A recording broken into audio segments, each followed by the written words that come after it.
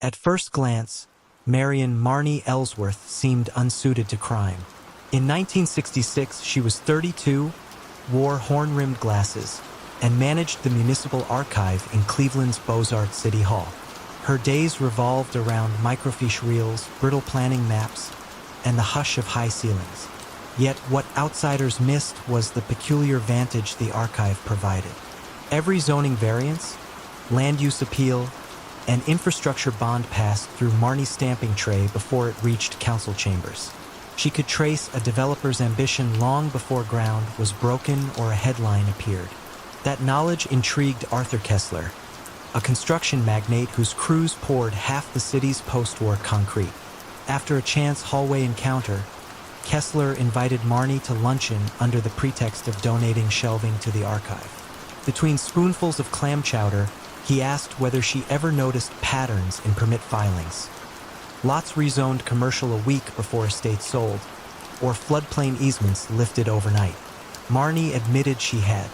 Kessler proposed a partnership. She would quietly steer him toward parcels poised for profitable reclassification, and he, in return, would endow the archive's preservation fund. The offer appealed to both her civic pride and her dormant appetite for influence. She accepted, stipulating that no bribes be paid in her name. Kessler agreed. Information alone would tilt the board. The scheme matured with librarian precision. Marnie created a coded card catalog, blue tabs for impending highway spurs, green for public school expansions, red for industrial abatements. Each card listed parcel numbers and committee schedules, never owners. On Tuesday evenings, after the reading room closed, she photographed the week's new cards with a Rolleiflex, dropped the film into a manila envelope, and tucked it behind a false spine labeled Census, 1880. Kessler's courier collected the envelope every Thursday at dusk. Invoices for conservation flat file cabinets later reimbursed her with a quiet bonus. Within 3 years, Kessler's land bank doubled. He bought cheap row house blocks days before renewal grants, flipped corner lots slated for interstate ramps, and sold warehouse sites to a plastics firm lured by tax holidays. City Hall buzzed about his clairvoyance, yet audits found only luck and attentive attorneys.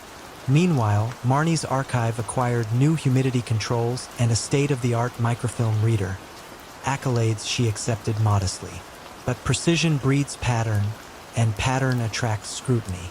In 1970, junior reporter Leo Park from the Cleveland Herald analyzed rezoning minutes for a series on urban displacement.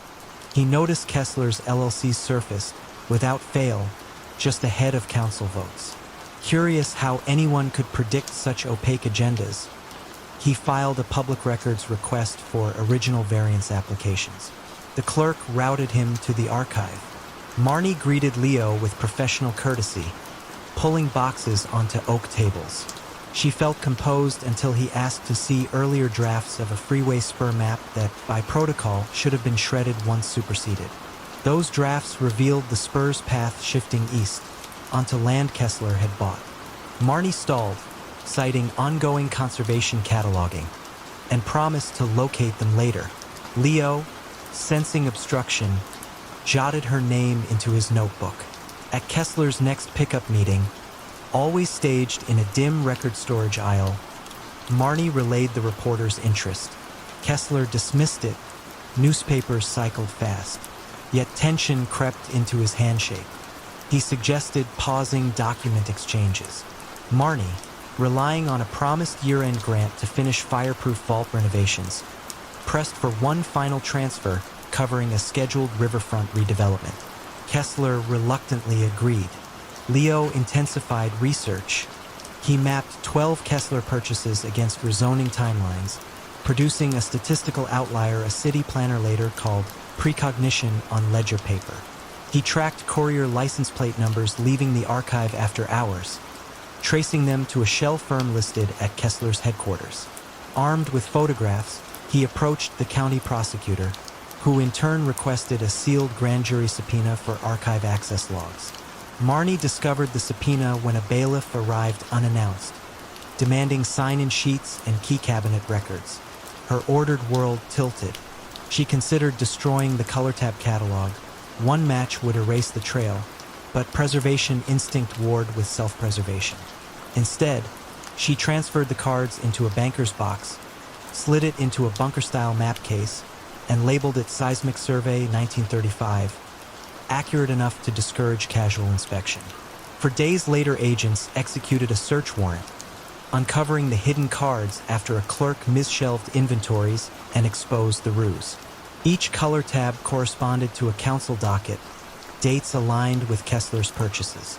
The quiet archive erupted into flashing cameras. Marnie was arrested among the very filing cabinets she once championed, charged with conspiracy, insider dealing, and breach of public trust. In interviews, she maintained composure, requesting tea and quoting archiving statutes, until prosecutors offered a path. Testify to Kessler's use of privileged municipal data, identify any council aides who leaked preliminary maps, and the state would recommend a lenient sentence, allowing her eventual return to library work, though never again in government. She bargained for one more clause: funding to complete the fireproof vault so irreplaceable 19th century plats would survive regardless of her fate. The state, anticipating good press, conceded. During trial, Marnie explained the scheme like a cataloging lecture, logical, chronological, bloodless. Jurors listened, equal parts impressed and dismayed. Kessler received 8 years for racketeering and was fined enough to finance the very public housing his deals had stalled. 2 council aides resigned under ethics violations. As promised, the fireproof vault was completed, carrying a brass plaque bearing no donor's name. Marnie served 26 months in a minimum security women's facility, managing the library cart and teaching inmates basic archival care. Upon release in 1974, she relocated to a quiet town in upstate New York, cataloging local history ephemera under the name Marion Ellis. Visitors note the meticulous subject headings and the subtle color dots on each call slip, now merely aids for shelving, nothing more. Yet when she closes the library at dusk, she pauses at the map cabinet, running her hand across steel drawers, reminded that information is neither moral nor corrupt until someone chooses how to file it, and what they demand in exchange for the key. Otto Newman rented a narrow studio on Berlin's Kantstrasse in the autumn of 1968, advertising portrait sittings while you wait. His Leica clicked through baby photos and passport headshots for West German visa seekers. Yet Otto's true livelihood grew in the darkroom's red glow. There, among trays of fixer, he printed 2 sets of every roll. One for the client, another for a locked file box labeled numerically, never by name. The habit began innocently. Artists keep archives. But Otto soon realized the negatives revealed more than smiles. A junior minister entered with a French actress on his arm. A banker posed with stacks of unregistered bearer bonds. An East Berlin diplomat, traveling under cultural exchange papers, handed over vacation film showing restricted Soviet facilities. Each moment, frozen on cellulose, offered leverage. Otto cataloged them like chess pieces, suspecting one day he might need to move them. Opportunity arrived in 1972 when Dieter Deckelkraus, lieutenant for the Kreuzberg-based Hammerling Ring, brought a briefcase of undeclared cash for headshots intended for forged IDs. Otto obliged, ensuring Kraus saw the lens as an ally. After the sitting, he suggested a quieter banking method. Launder the money through limited edition photographic prints. Art, he explained, travels duty-free. Value is subjective. Buyers are discreet. Kraus listened, intrigued by the balance of culture and concealment. Otto produced a plan. He would stage monthly private salons, exhibiting large silver gelatin prints signed in looping script. Hammerling couriers would bid on the artwork, pay with cash, then resell overnight to shell collectors in Zurich, recording a tidy, legal profit. Otto retained a commission, Kraus laundered thousands, and guests enjoyed canapés beneath Moody Street scenes shot on Tri-X. By 1974, the salons had migrated to Hamburg and Munich. Each framed print represented 30 to 50,000 marks in scrubbed capital. Success bred ambition. Kraus pushed for heavier throughput, multiple editions, international fairs. Otto warned that scarcity was the shield. Overprint and customs agents notice. The lieutenant insisted. To meet quotas, Otto began minting fictional collectors who supposedly consigned works back to him at inflated estimates, an inward spiral of valuation. He forged provenance letters on Italian stationery he bought near the Vatican, aging the pages with cigarette smoke and tea stains. Enter Gertrude Vogel, a tax investigator with a side passion for photography. While attending a Hamburg fair in 1976, she noticed 3 unique Otto Neumann prints, identical negatives, different titles. Rarity, she knew, defined price. Duplicates smelled of fraud. Back in her office, she cross-checked sales certificates and found payments clustering around cash-heavy construction companies tied to Hammerling shell entities. Suspicion prompted a covert audit codenamed Blend, Aperture. Meanwhile, the Hammerling ring fractured over narcotics disputes. Krauss feared an internal coup and instructed Otto to transfer archives to a Frankfurt storage unit, insisting no duplicates exist. Otto, protective of his leverage, retained one key box, negative file number 47, containing every incriminating portrait since 1968. He hid it behind false drywall in the studio, convinced that information, not art, was his safety. Gertrude's team subpoenaed gallery ledgers, discovering that prints bounced between the same buyers and sellers, each time appreciating just enough to siphon laundering fees, but not enough to trigger cultural asset controls. She requested surveillance. Plainclothes officers attended an October 1978 salon, where Krauss, sweating beneath gallery lights, whispered bidding cues to 2 couriers. Cameras captured the choreography. Probable cause solidified. On December 3, 1978, before dawn, investigators raided Otto's studio. Chemicals still cooled in trays. The air smelled of fixer and faint vanilla from drying prints.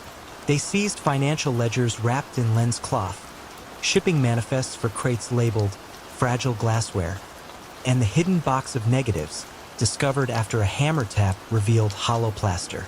Otto, seated on a wooden stool, faced Gertrude across the light table.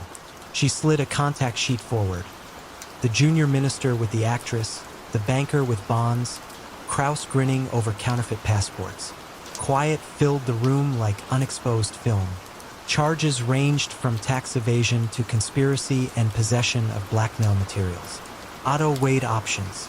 He could surrender Hammerling names, burying Krauss and earning leniency, or cling to silence and hope the ring's dwindling loyalty protected him. That night, news bulletins reported Krauss had died in an alleged nightclub accident. A fall down metal stairs no witnesses saw. Loyalty, Otto concluded, was already bankrupt. He negotiated.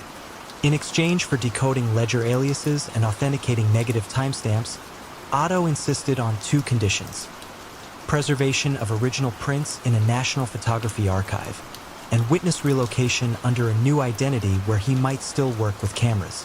Gertrude, admiring his technical precision if not his ethics, acquiesced.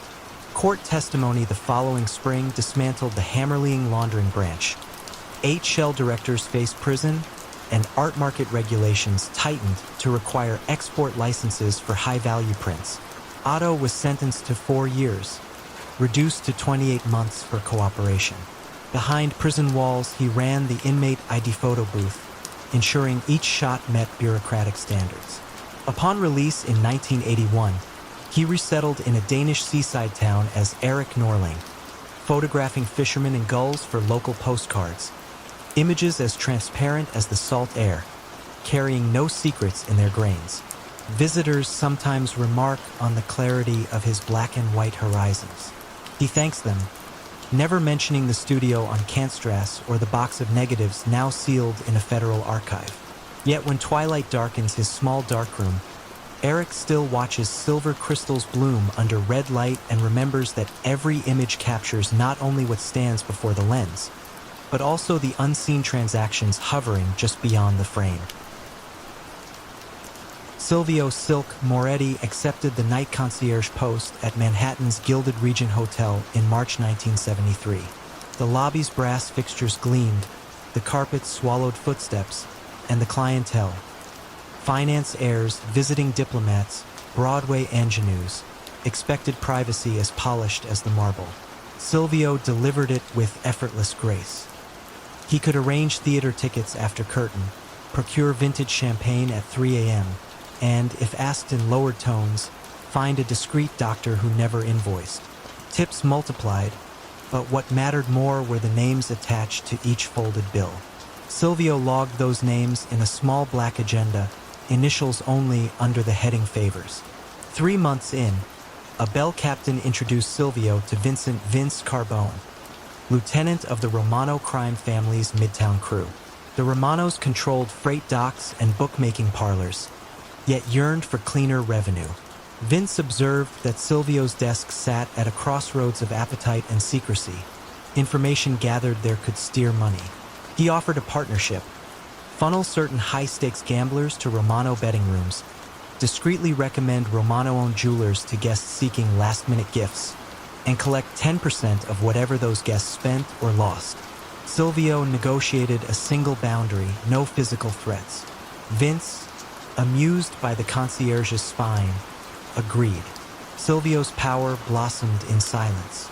He memorized callers' voice cadences, flagging hedge fund managers who owed markers, senators' aides anxious about hotel invoices, and airline tycoons courting ballerinas.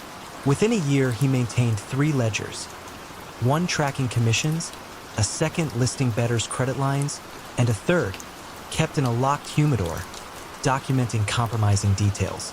In the humid darkness beside rolled cigars, secrets cured like tobacco leaves, profits flowed through a laundering front called Regent Errands Incorporated, ostensibly a messenger service handling guests' parcels.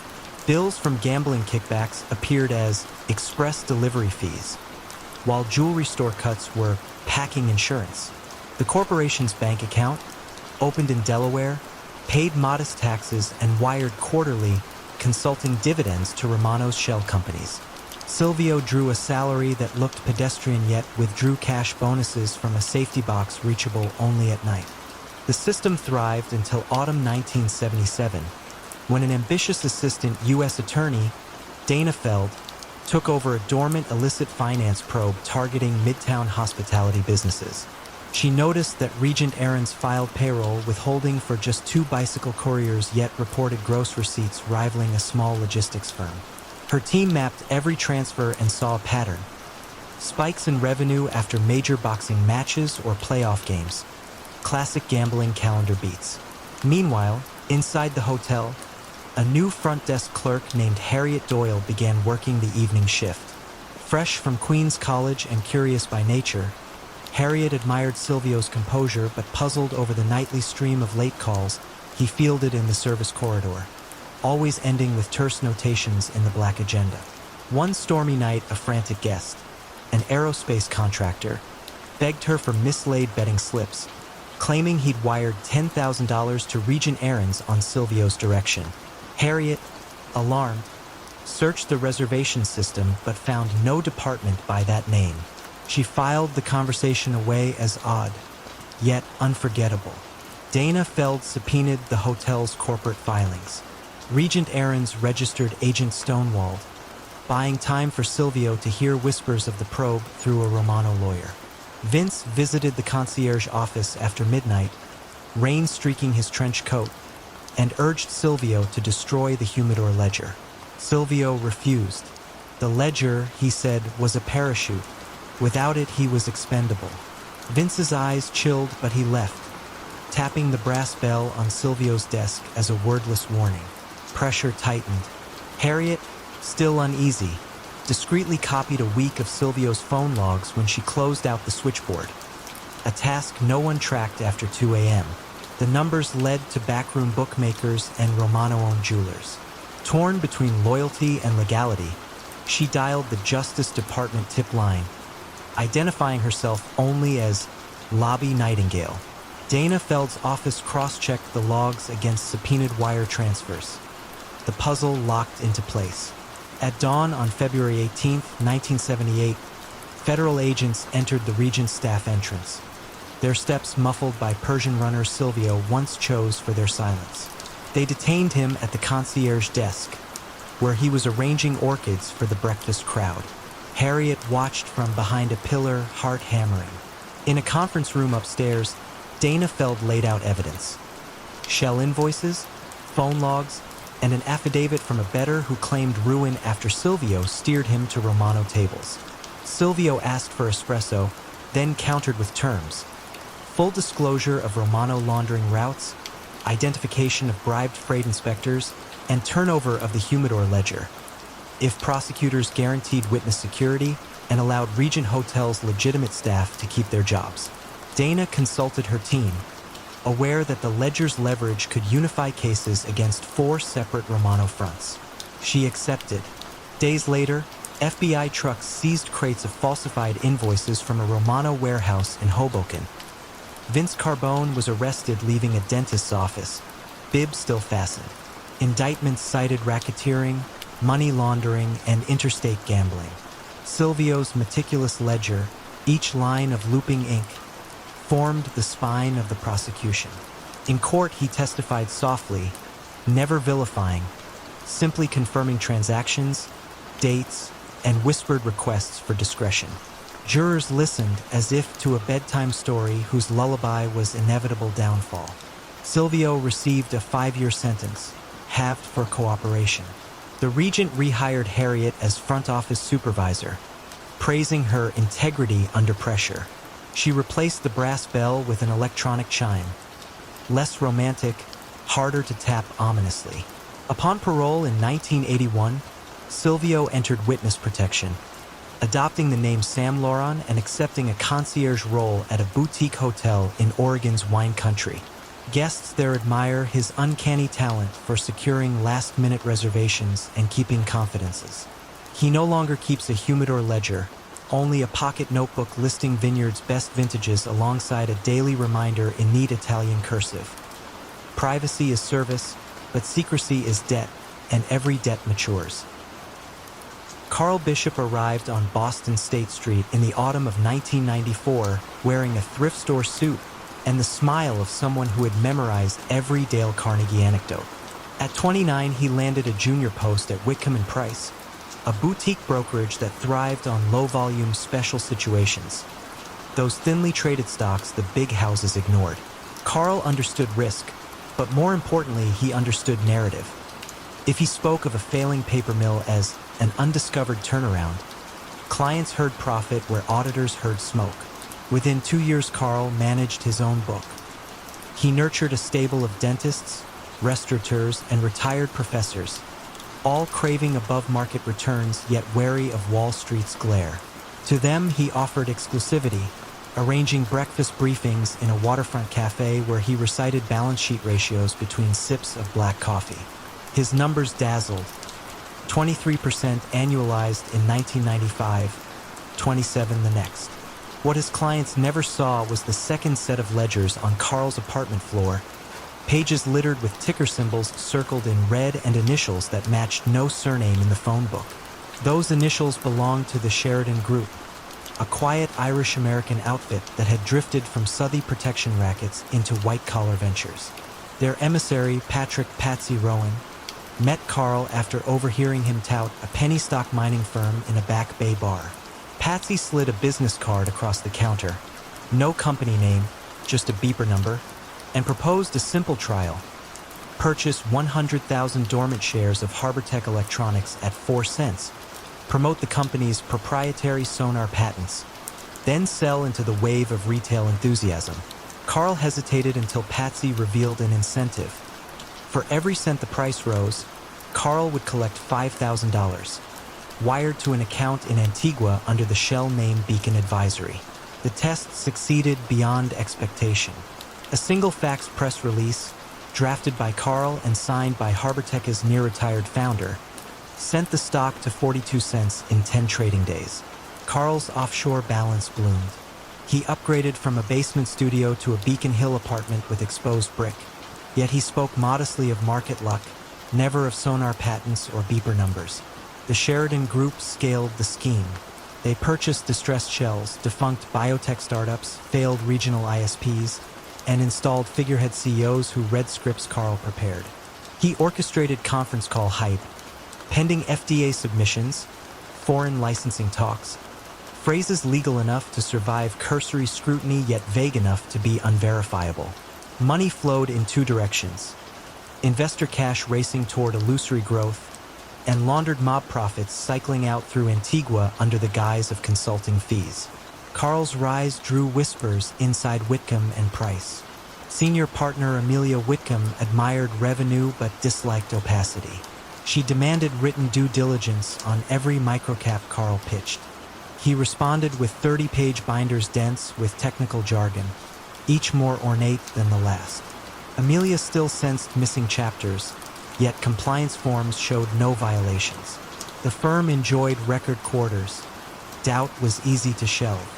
At the Securities and Exchange Commission, junior examiner Dana Leong studied trade blotters for unusual volume spikes. HarborTech's February surge glowed red on her screen, followed by similar patterns in 3 other tickers, all cleared through Whitcomb and Price's clearing account. She noted that sales often peaked minutes before glowing press releases hit financial wires, a choreography too neat to dismiss. She opened a file labeled Project High Tide and began requesting clearinghouse records. Meanwhile, Patsy Rowan pressed Carl for faster cycles. Anxious to impress, Carl greenlit a bold maneuver. Merged 2 shell companies, Crosswave Pharma and Newlinks Data, announcing a revolutionary telemed platform weeks before the idea held any code. He leaked whispers to newsletter writers hungry for scoops. The stock opened at 89 cents, touched $2, and drew the gaze of day trading chat rooms newly popular in 1998. Volume soared. So did SEC suspicion. Dana subpoenaed phone logs and found hundreds of late-night calls between Carl's apartment and a payphone outside the Dockside Tavern in South Boston, a known Sheridan haunt. She requested authorization for wiretaps. In recorded conversations, Carl and Patsy discussed fresh powder for tomorrow's chart and burying the old shares before the bell. The euphemisms were thin veils. Prosecutors heard conspiracy. On a drizzle-soaked morning in March 1999, agents entered Whitcomb and Price carrying sealed warrants. They guided Carl from the trading floor as monitors flashed green numbers he once commanded. In the interview room, Dana laid out a timeline: wash trades, misleading releases, offshore wires traced through correspondent banks. Potential penalties totaled decades. Carl's composure frayed only when she produced a transcript quoting Patsy's plan to cut the broker loose if regulators come sniffing. Loyalty, he realized, had been unidirectional. Faced with betrayal, Carl negotiated. In exchange for cooperation, he demanded 2 concessions: protection for his clients' retirement accounts, many victims but also friends, and transfer to a low-security facility after sentencing. Prosecutors agreed. Over 6 months, Carl diagrammed the Sheridan wash trade lattice, decoded shell company expenses, and identified foreign nominees who fronted bank accounts. His testimony toppled Patsy Rowan and 2 Sheridan captains on racketeering and securities fraud charges. Whitcomb and Price paid heavy fines yet survived, citing Carl as a rogue actor and installing compliance software he once mocked. Sentenced to 41 months, Carl entered a federal camp in Pennsylvania, tutoring inmates on basic finance and, in quieter moments, reflecting on compounding, not of money but of choices. He emerged in 2002 under a new name provided by the Witness Security Program, settling in a Midwestern suburb where the loudest market noise came from the local grain cooperative. Neighbors know him as a night school math instructor who commutes in a 10-year-old sedan and never checks the ticker scrolling above the bank downtown. Occasionally, when headlines tout a meteoric stock, he sighs, aware that behind every vertical line lies someone sure the ascent is permanent, someone pocketing profit before gravity quietly reclaims the chart. Raquel "Rack" Delgado began her career in Miami's Freight District in 1988, riding a weather-stained bicycle between customs offices, airline cargo bays, and the neon-lit towers of Brickell. Couriers were invisible then. paid in cash, signed no contracts, left no fingerprints beyond smudged clipboard ink. Rack, fluent in English, Spanish, and bureaucratic patience, soon knew every gate guard by nickname and every warehouse foreman's preferred brand of coffee. Through these small loyalties, she found herself favored for rush assignments. Sealed envelopes exchanged at odd hours, sometimes on the tarmac beside humming jets headed for Madrid or Sao Paulo. The jobs came from Ignacio Calderon, proprietor of Coral Air Express, a freight forwarding firm wedged between forklift depots. Ignacio had a gentle handshake and a priest's smile, but everyone in the district understood his lineage. The Calderon family once bankrolled rum-running boats during Prohibition, then graduated to more discreet ventures. Ignacio's genius was modernizing the old pipeline. He discovered that Miami's skyrocketing art market, auction houses, pop-up galleries, Latin American fairs, was the perfect stage for laundering currency. Paintings traveled freely, prices were subjective, and a dry shipping label could hide millions in rolled bills tucked behind canvas. Rack did not handle art herself. She ferried paperwork. Export certificates, provenance statements, insurance riders, all legal, all aromatic with fresh toner. In 1991, Ignacio invited her into a windowless office at midnight. Columns of numbers glowed on a screen. He explained that reliable couriers were rare and offered her a monthly retainer to manage sensitive logistics. The raise tripled her rent money. She accepted, asking only that the work remain nonviolent. Ignacio promised, "We move signatures, not guns." Her first test was the Murano job. 2 crates labeled mid-century glass sculptures left the port of Miami for Genoa. Rack delivered bonded papers to customs, watched inspectors slap green clearance stickers, then biked home under salt-heavy moonlight. Inside the sculpture's foam cavities rested shrink-wrapped bundles of undeclared dollars, profits from a Colombian gambling syndicate seeking transformation into euros. The crates reached Italy intact, and Ignacio rewarded Rack with a used Honda Civic, metallic teal, and nearly silent. She traded pedals for horsepower, doubling her daily radius. The network expanded. Caracas, Antwerp, Zurich. Rack organized courier schedules, matching low-attention flights with lightly staffed inspection shifts. She learned cargo codes by heart, knew that art/19th century triggered fewer queries than art/contemporary, and mastered the subtle art of over-explaining nothing. Ignacio called her La Arquitecta, the architect, yet architecture invites blueprints and blueprints draw auditors. In 1996, the U.S. Treasury launched Operation Brushstroke to probe art market money flows. Junior Agent Miles Rudd combed shipping records and noticed Coral Air Express filed export manifest minutes after customs offices closed, exploiting a 48-hour reporting grace period. He pulled 6 months of forms, every crate cleared by the same courier ID, RD-47. Rudd traced it to Rack Delgado. Surveillance began. Agents followed Rack's teal Civic to late-night rendezvous at a Wynwood warehouse where paintings were unloaded under sodium yellow lamps. They noted she left carrying only envelopes. For months they collected footage, but the contents of those envelopes remained a mystery. Probable cause stayed tantalizingly out of reach. Ignacio, sensing federal eyes, advised a freeze on large transfers. Instead, he staged a charity auction for hurricane relief, donating 10 canvases by an obscure Venezuelan surrealist. 3 were genuine. 7 were amateur replicas with hollowed stretcher bars stuffed with bearer bonds. The plan required Rack to shepherd paperwork from the auctioneer to outbound air cargo within 24 hours to avoid appraisal. She hesitated, short windows bred mistakes. But Ignacio assured her this was temporary, a final push before a long hibernation. The auction raised eyebrows when anonymous phone bidders paid triple market value. Agent Rudd obtained a sealed warrant for warehouse entry the following night. That same night, Rack arrived to collect the canvases. While loaders slid crates onto a pallet jack, her phone buzzed. An unsaved number, one ring, then silence. The network's code for abort. She froze, recalling Ignacio's promise of no violence, and told the loaders to stand down. Before she could exit, headlights flooded the bay. Agents stepped forward, badges raised, voices low but firm.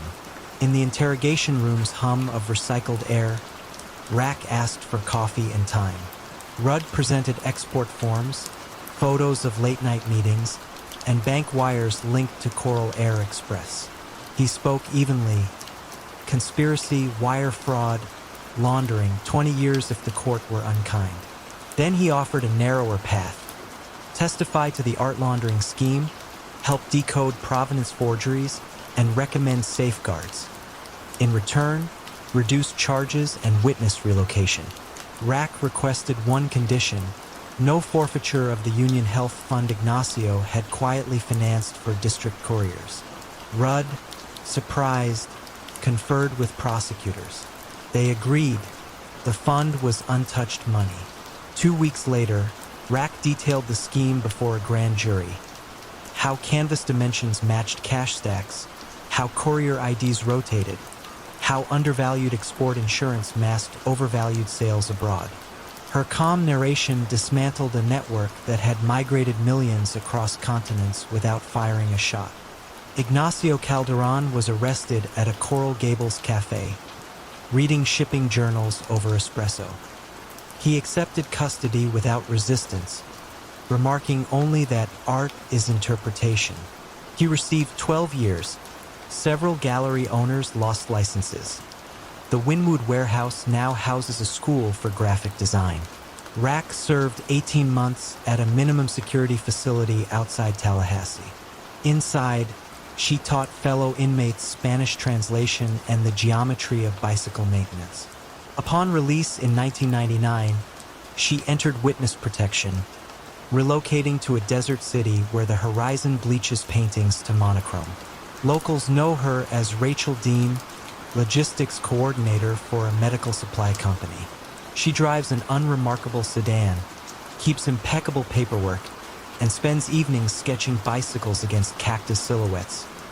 Quiet tributes to a past courier who once navigated Miami's glare by pedal, envelope, and an instinct for when loyalty ends and self-preservation must finally speak. Rick Halvorsen started as a night shift timekeeper on the port of Gothenburg's B Quay in 1964, armed with nothing fiercer than a clipboard and a thermos of lukewarm coffee. The work was routine, logging vessel arrivals, checking crate counts, and making sure overtime sheets matched the tug schedules. Yet Rick noticed something that the older stevedores overlooked. Freight manifests rarely agreed with what actually rolled onto the warehouse ramps after midnight. A case of French cognac might arrive labeled as ceramic tiles. A pallet of transistor radios could be marked machine parts. The discrepancies were small but constant, like drops wearing stone. By 1969, Rick had become dock steward for Local 48 of the Transport Union, an elected post that gave him authority to assign shifts and approve sick leave. He wielded that power with quiet precision, rewarding punctual crews with prime overtime and relegating complainers to the cold, wet corners of the pier. In return, nobody objected when certain containers bypassed customs inspection and disappeared onto unmarked trucks bound for inland warehouses. A whisper spread that Rick could arrange anything. No bribes, no threats, just a dry nod and an updated logbook. The real leverage came through the port's pension fund. Union dues, deducted weekly, landed in a modest account at Scandinavissa and Skildebanken. Rick persuaded the trustees to let him grow the surplus by placing short-term loans with local importers.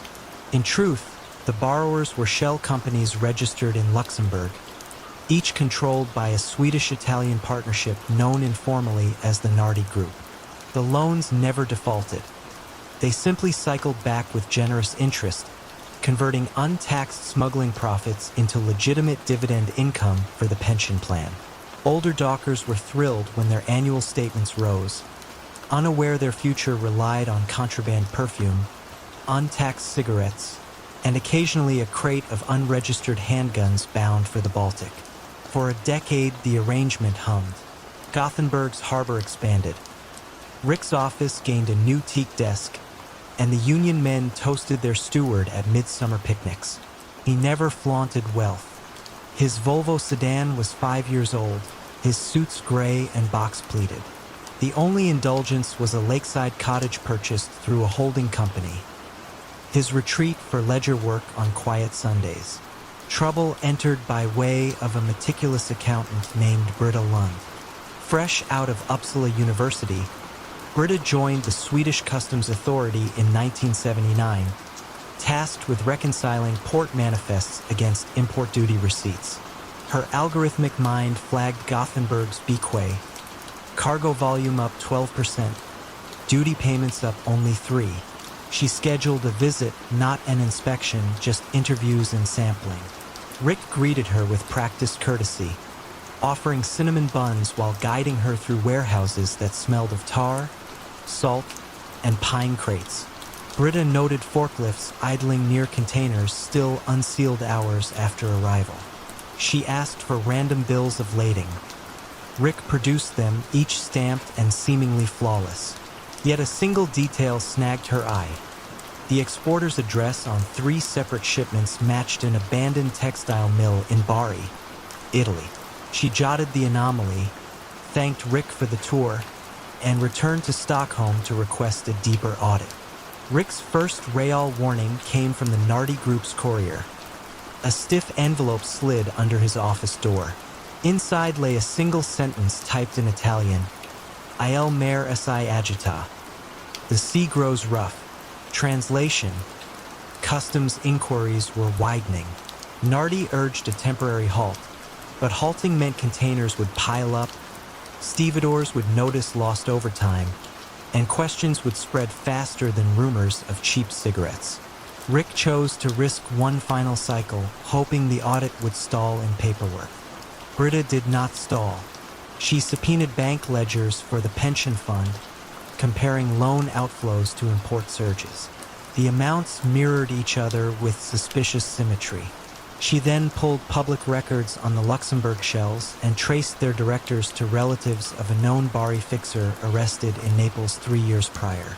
That link unlocked a mutual legal assistance request to Italian finance police, and soon, copies of Rick's loan contracts, signed discreetly under his middle name E. Halvorsen, arrived on her desk.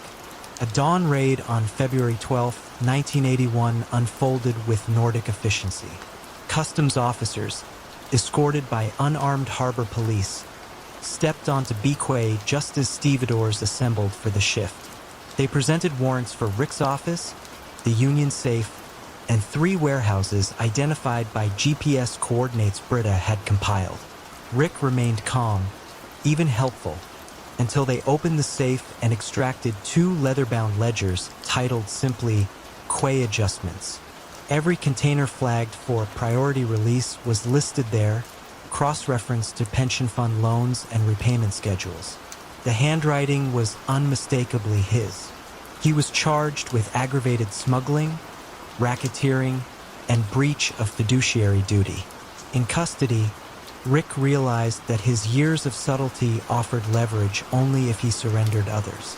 Prosecutors wanted the Nardi principles. Rick alone could translate the coded initials in the ledgers. After 3 silent nights in a remand cell smelling of disinfectant and old coffee, he agreed to a limited proffer: testify on financing flows in exchange for reduced time and preservation of dockers' pensions. The Union Executive Board, shocked but pragmatic, supported the deal. Better a wounded fund than a frozen one. Court proceedings stretched through autumn. Rick, dressed in the same gray suit, spoke softly about loan instruments, shipping routes, and how a missing crate here or there balanced the books.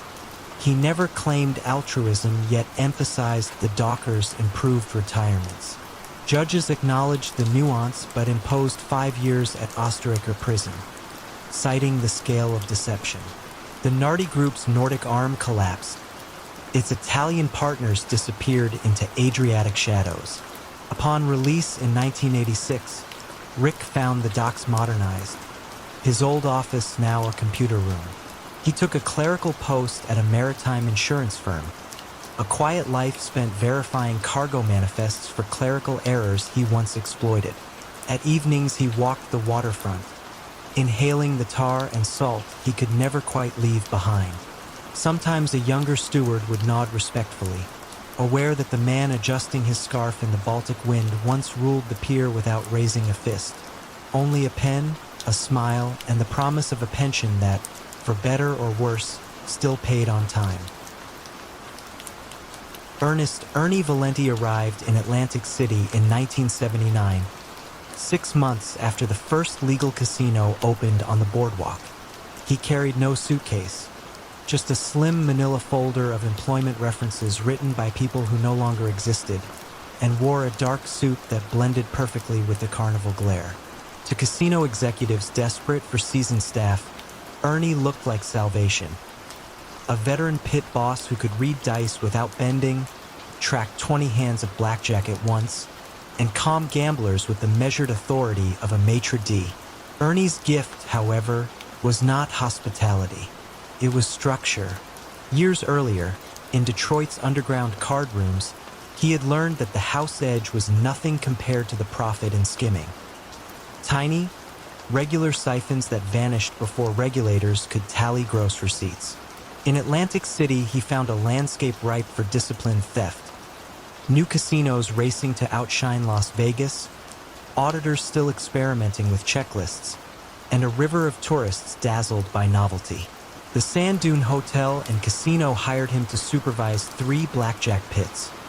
Within weeks, he controlled 4, citing operational efficiency.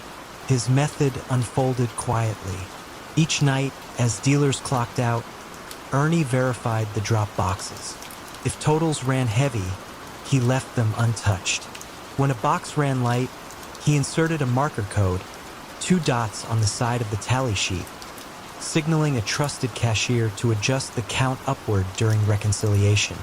The phantom chips reappeared as unclaimed jackpots, then exited through a maintenance vendor Ernie had planted months earlier. Seacoast Fixtures, a shell corporation billing the casino for replacement felt and wool bearings that never arrived.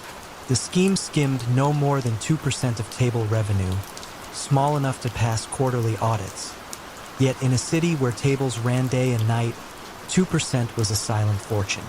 Ernie answered to no official partner, but the Esposito crew across the river in South Philadelphia fronted the seed money for Seacoast Fixtures and expected a modest dividend. Their enforcer, Frankie Frogs Lamont, drove down once a month to collect envelopes at a seafood diner on Pacific Avenue. Frogs loved Ernie's caution. He said it guaranteed longevity, and soon the envelopes grew thicker, edged with the metallic smell of new bills. The crew, pleased, kept its distance.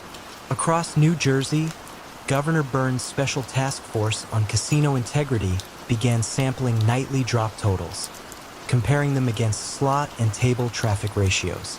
Numbers at the sand dunes seemed consistent, but one analyst, Teresa Lynn, noticed an odd oscillation. Blackjack revenue dipped the same weeks that maintenance invoices spiked, as if the felt itself absorbed losses. Curious, she scheduled an unannounced inspection for early March 1983, while tourist traffic was low and surveillance rooms less crowded. Ernie learned of the impending audit from a sympathetic floor manager. He instructed dealers to over-report chip fills for 2 nights, just enough to inflate legal income and mask skimmed margins. The rapid correction, he hoped, would satisfy auditors and send them on their way. Yet a variable he didn't oversee intervened. A young dealer named Marco Ortiz, eager to impress, wrote the true fill amounts on his own notepad for tips calculation. When Teresa Lynn compared dealer notes against cashier logs, Marco's numbers, small, handwritten, and free of Ernie's marker codes, exposed a discrepancy of $11,340. Teresa ordered surveillance footage. In grainy monochrome, Ernie appeared benign, clipboard in hand, yet she observed that he always angled his body between the camera and the drop box whenever inserting tally sheets. It was ritual, almost choreographed.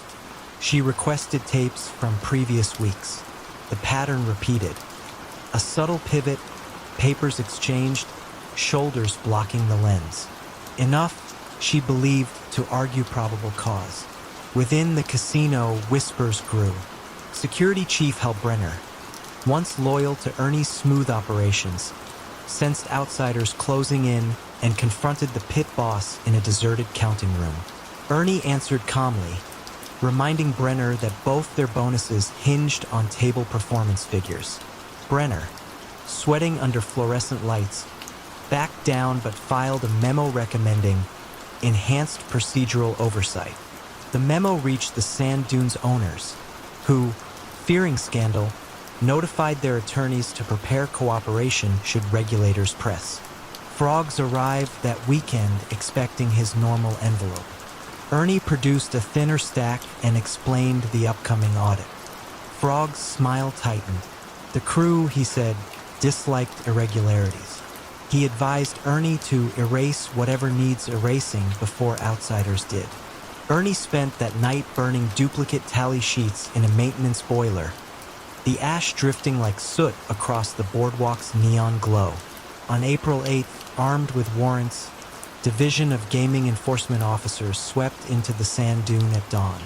They seized cash carts, computers, and every maintenance invoice issued by Seacoast Fixtures. Ernie, summoned to the surveillance office, offered coffee to investigators with professional courtesy. But when Teresa Lynn produced Marco Ortiz's notes, still smudged with blue ink, Ernie folded his arms, the first visible sign of tension. Officers escorted him to a holding room, where he declined counsel until he heard the words, state RICO provisions. Only then did he request a lawyer. The Sand Dunes executives, hoping to save their license, surrendered financial files and confirmed that Seacoast Fixtures had no physical warehouse. Facing dual pressure from the state and from the Esposito crew, Ernie calculated swiftly. The state offered 5 years for full disclosure. The crew offered no timeline, only consequences. During a late-night interview, Ernie detailed the skim, explained marker codes, and testified that Frogs collected cash on behalf of Esposito interests.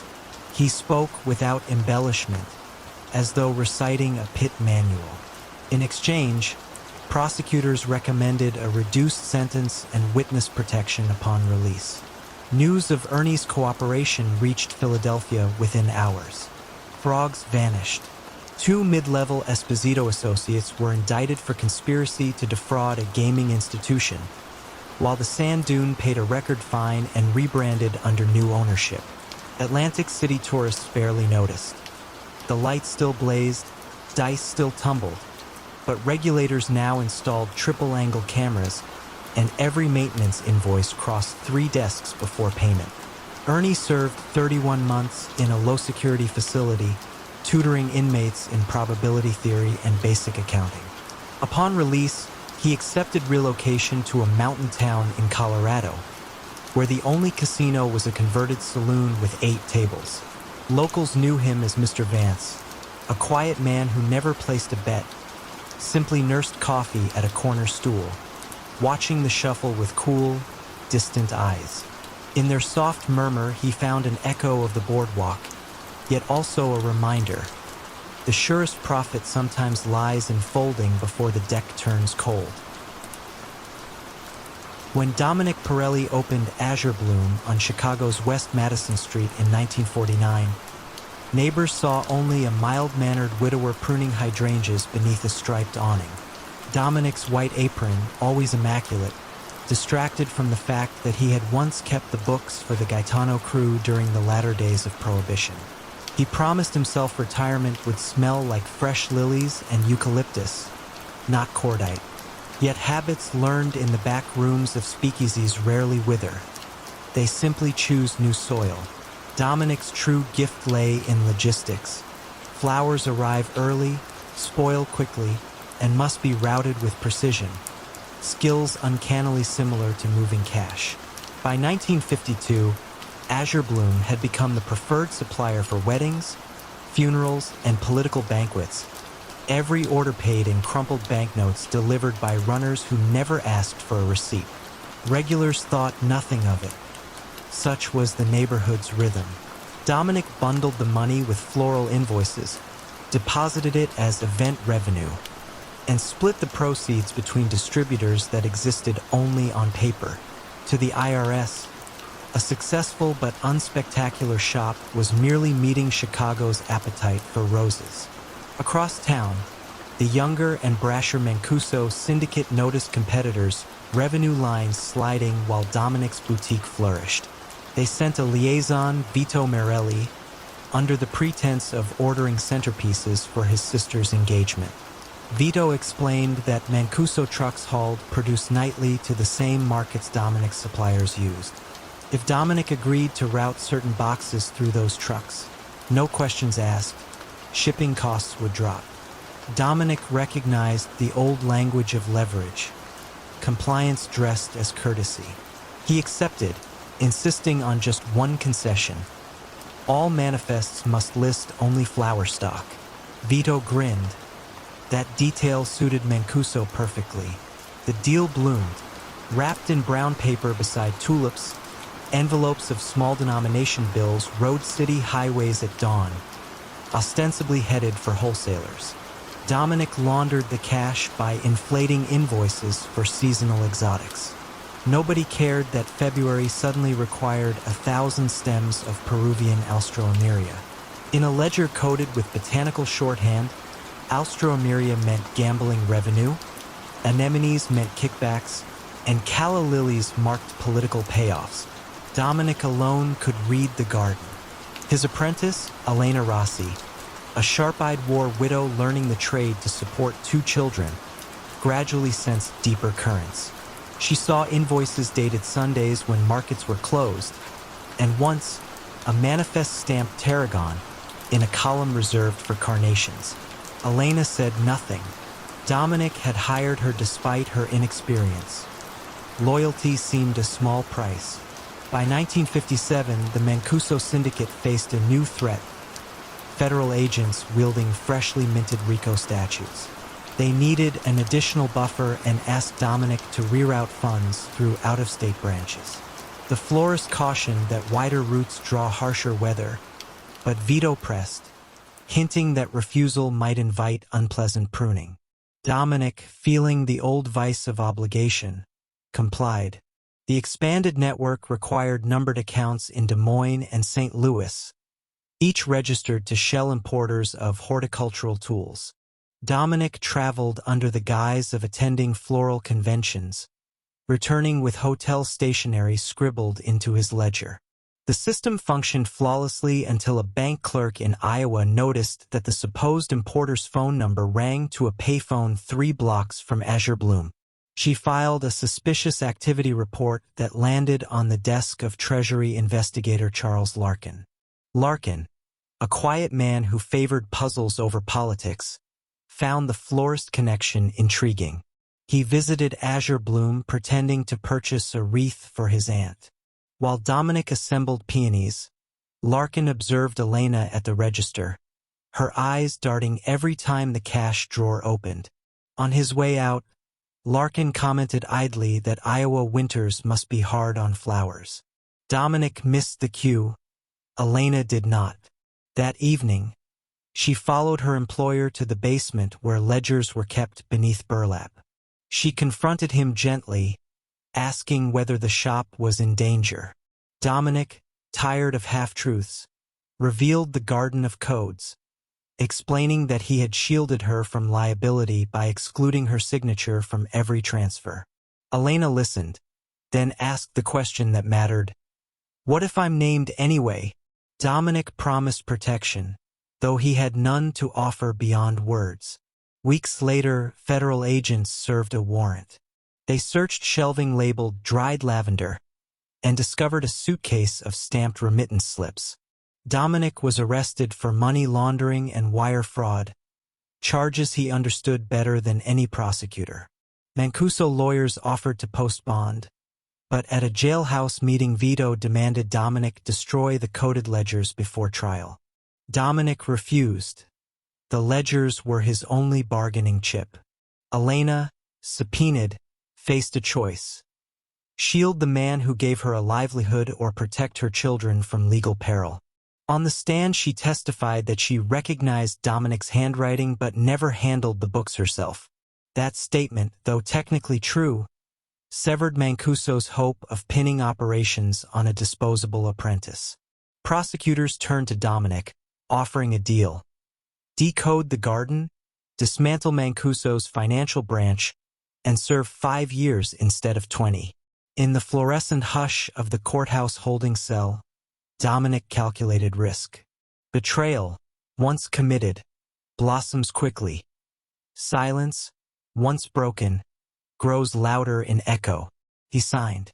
Testimony unfolded in meticulous petals. Account numbers, drop addresses, cash weights disguised as stem counts. Vito Morelli and 3 Mancuso capos were indicted. Dominic received 6 years at Leavenworth, reduced for cooperation. Azure Bloom shut its doors. Elena used savings to open a modest kiosk at Union Station, selling genuine roses to commuters who never knew their scent masked an empire's decay. Dominic emerged from prison in 1965 to a city transformed. He settled into a small flat overlooking Grant Park and cultivated orchids on the windowsill. Flowers that demand patience, thrive on quiet, and bloom far from prying hands. In them he found a lesson he had ignored too long. Roots spread best in transparent soil, and even the softest petals can hide thorns sharp enough to draw unexpected blood. Louis Lou Martel arrived in London in the winter of 1972 with a single suitcase and a letter of introduction to a modest tailoring shop on Caledonian Road. To most passers-by, Martel looked like another French artisan chasing Seville Row dreams, pinning chalk lines across worsted wool and murmuring polite sailez-vous plates. Yet in the back room, beneath a ceiling stained by decades of steam, lay the reason he had crossed the channel. A small ledger inscribed with coded initials, delivery dates, and quietly astronomical sums.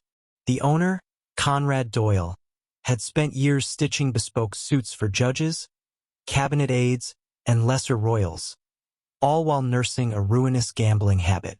When Doyle's debts reached the sort of men who collect with whispers instead of writs, Martel's name surfaced, not as a fixer with fists, but as a strategist who could convert debt into opportunity. Martel proposed a partnership: keep the shop afloat, expand fittings to late-night hours, and add an exclusive service for clients who required privacy. Doyle, cornered, agreed. Within 6 months, Martel held a controlling share and Doyle found himself a silent partner in his own storefront. Martel's genius was subtlety. The clientele never saw loans or threats.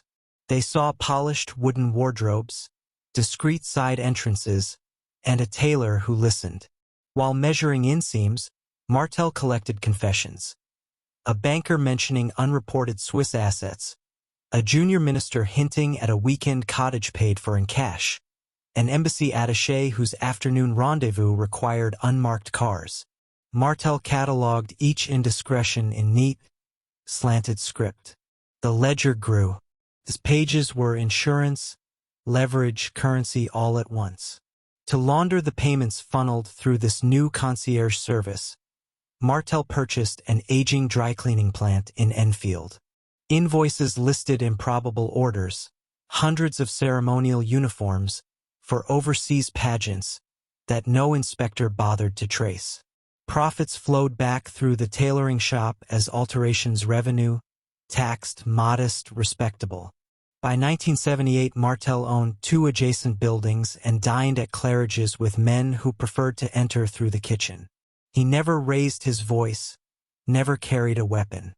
His power resided in silence and perfectly pressed lapels. Trouble arrived wrapped in loyalty. Doyle, finally free of debt, began drinking at the Duke of Clarence, boasting after hours that his continental partner could make any stain disappear, figuratively or otherwise. One of Doyle's listeners was Detective Sergeant Hester Quinn of the Metropolitan Police's newly formed fraud squad. Quinn, sharp-eyed and patient, started dropping by the shop under the pretense of ordering a waistcoat. She noted odd details: cash-only receipts, late collections by unregistered chauffeurs, and Martel's habit of locking a slim ledger in an antique safe each night. She could prove nothing, but suspicion, like moths in cloth, began its quiet work. Martel sensed the air had shifted when an old associate from Marseille, Jean-Paul Gib Gibault, arrived unannounced. Gib demanded a share of London revenue in return for keeping Martel's French past buried. Rumors of a protection racket near the old port, a stabbing that never reached the dockets. Martel, usually serene, felt the stitch slip. Paying Gib meant inviting further claims. Refusing meant exposure. He chose a middle seam. A single payout, wired through a Liechtenstein account, coupled with a polite warning that future demands would end relations. Gib accepted, but Doyle overheard fragments of the conversation through a partially closed office door. Doyle, emboldened by whiskey and nagged by jealousy of Martel's rising stature, began photocopying pages of the ledger when the tailor traveled to oversee Enfield operations. He imagined selling the copies to a tabloid or, failing that, striking his own bargain with Gib. Instead, Doyle's drinking companion Sergeant Quinn received an anonymous envelope one rainy Monday. Inside, 3 blurred images of ledger entries. Initials, amounts, and a single line reading, CB Retainer, Blackfriars. Quinn recognized CB as a parliamentary private secretary under quiet scrutiny for campaign finance anomalies. The ledger hinted at a larger map. Quinn convened a covert task group. Over weeks they matched initials to public figures, tracing withdrawals, mapping them against Doyle's bank deposits and the dry cleaning plant's implausible invoices. They applied for a search warrant, but British courts required more than photographs. Quinn needed someone inside. She approached Doyle outside the Duke of Clarence, offering immunity for testimony and protection from Martel's retaliation. Doyle, after one sleepless night, agreed. On March 14, 1980, plainclothes officers staged a routine fire safety inspection at the tailoring shop. While Martel calmly demonstrated extinguisher locations, Quinn located the antique safe, still warm from use. A locksmith opened it in 30 minutes. Inside lay the ledger, 5 reels of microfilm backups, and a single Polaroid of a government advisor exiting the shop's rear door at midnight. Martel was arrested on charges of conspiracy, blackmail, and money laundering. He adjusted his cufflinks, asked whether the officers preferred coffee or tea, and walked without protest to the waiting car. During trial, Martel's defense leaned on the absence of direct threats. Recordings revealed no violence, only discretion. Yet witness after witness confessed they paid because they feared what Martel might release. The prosecution argued that the mere possession of such intimate records, coupled with secret payments, constituted coercive control. Jurors agreed. In October 1981, Louis Martel received 12 years in Wormwood Scrubs. Doyle, though granted leniency, served 18 months for his role in falsifying accounts, emerging with shaking hands and an empty storefront. Martel spent prison mornings teaching fellow inmates basic tailoring to shorten sentences through vocational labor. Even there, he kept pockets of influence, trading favors for fabric, smoothing disputes with quiet counsel. Upon release in 1989, he declined interviews and vanished to a coastal village in Brittany, where locals recall a courteous Frenchman who mended fishing nets for the price of a story. Detective Quinn, promoted to inspector, later remarked that Martel's empire unraveled not through force or forensic breakthroughs, but through a tailor's apprentice who forgot that secrets, like stitches, can loosen when the fabric is worn too thin. Victor Vic Mancini first appeared on the ledgers of Manhattan in 1958 as nothing more than a junior bookkeeper at a modest import firm on Mulberry Street. His desk, always tidy, sat beneath a faulty fluorescent bulb that hummed like a distant wasp. While other clerks cracked jokes over coffee, Victor mastered columns, percentages, and loopholes, discovering how numbers, shuffled quietly, could erase burdens or conjure wealth from thin air. In those silent discoveries, a seed of power took root. By 1963, the import firm was a facade for the Lombardi outfit, a mid-sized crime family fighting for space against larger syndicates. Salvatore Lombardi, its cigar-voiced patriarch, disliked courtroom drama and bloody headlines. He wanted revenue that stayed invisible. Word traveled about the young accountant who could balance anything. One late November night, Lombardi invited Victor to a private supper above a shuttered cafe in Little Italy. They discussed tax brackets over marinara, and by dessert Victor controlled every ledger the outfit owned. Taverns, vending routes, coin laundries, even a trucking cooperative out in Jersey.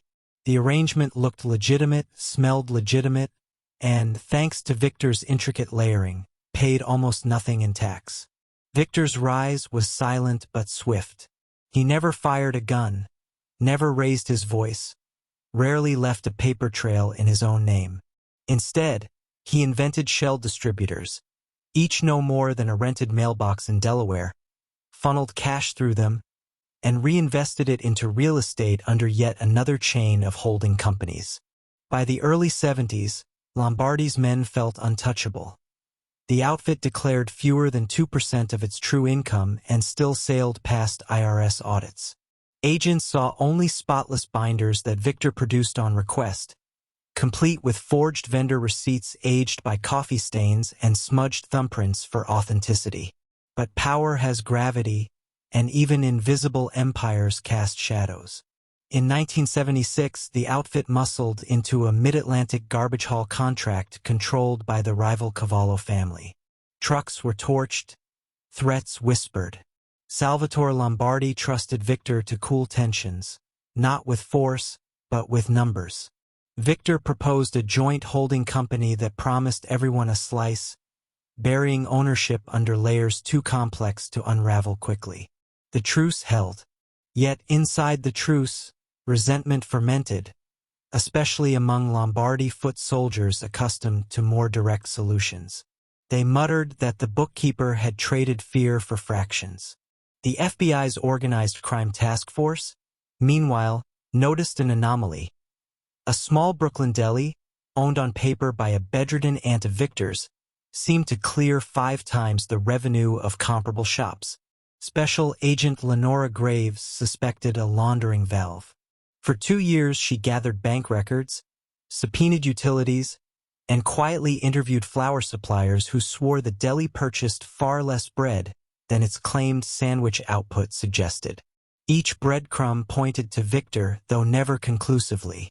He remained a name at the bottom of shell documents, always insulated by another entity or a deceased relative. Pressure inside the outfit grew after Salvatore Lombardi died of a stroke in 1981. His hot-headed nephew Benny "Brass" Lombardi inherited leadership and saw spreadsheets as cowardice. Benny ordered a return to visible muscle, hijackings, and strong-arm tactics, actions that sprayed attention everywhere Victor had spent 20 years deflecting it. The accountant cautioned him at a closed-door meeting. Overt violence would invite RICO indictments, and RICO, unlike the IRS, could treat the entire family as a single conspiracy. Benny scoffed. In that moment Victor realized he had become more custodian than partner, necessary yet disposable. Agent Graves sensed the shift. Arrest reports spiked. Whispers leaked about Benny ignoring the old guard. She widened her net, flipping a low-level driver on a stolen electronics route. The driver supplied routing numbers from deposits he made at Victor's instruction. Suddenly, Graves possessed a map that linked shell companies to actual cash pickups. She convened a grand jury in early 1984, aiming not for Benny or the crew but for Victor himself, the quiet spine of the organization. Victor learned of sealed subpoenas through a clerk he had once tutored in bookkeeping. Realizing the danger, he drafted a contingency file, detailed ledgers documenting every illicit dollar since 1963, stored on microfilm inside a safety deposit box in Zurich. His plan was classic insurance, evidence to bargain for leniency if cornered. Yet obtaining that microfilm required travel, and his passport application triggered a routine check that flagged him to Graves' task force. At dawn on April 18th, agents intercepted Victor at JFK, arresting him on charges of mail fraud and tax evasion. Small hooks meant to keep him in custody long enough to unravel bigger charges. Inside federal detention, Victor confronted an irony he had long foreseen. The only path to survival lay through betrayal. Over quiet interviews spread across 4 months, he reconstructed the outfit's financial skeleton for Graves, naming shell after shell, owner after fictitious owner. Benny Lombardi, blindsided, found his assets frozen and his lieutenants indicted on racketeering, extortion, and conspiracy. Court transcripts later revealed that Victor's testimony added a precision prosecutors rarely enjoyed: dates, account numbers, coded annotations explained in calm, almost professorial tones that jurors found hypnotic. Sentencing arrived on a gray afternoon in December 1985. Benny received 32 years.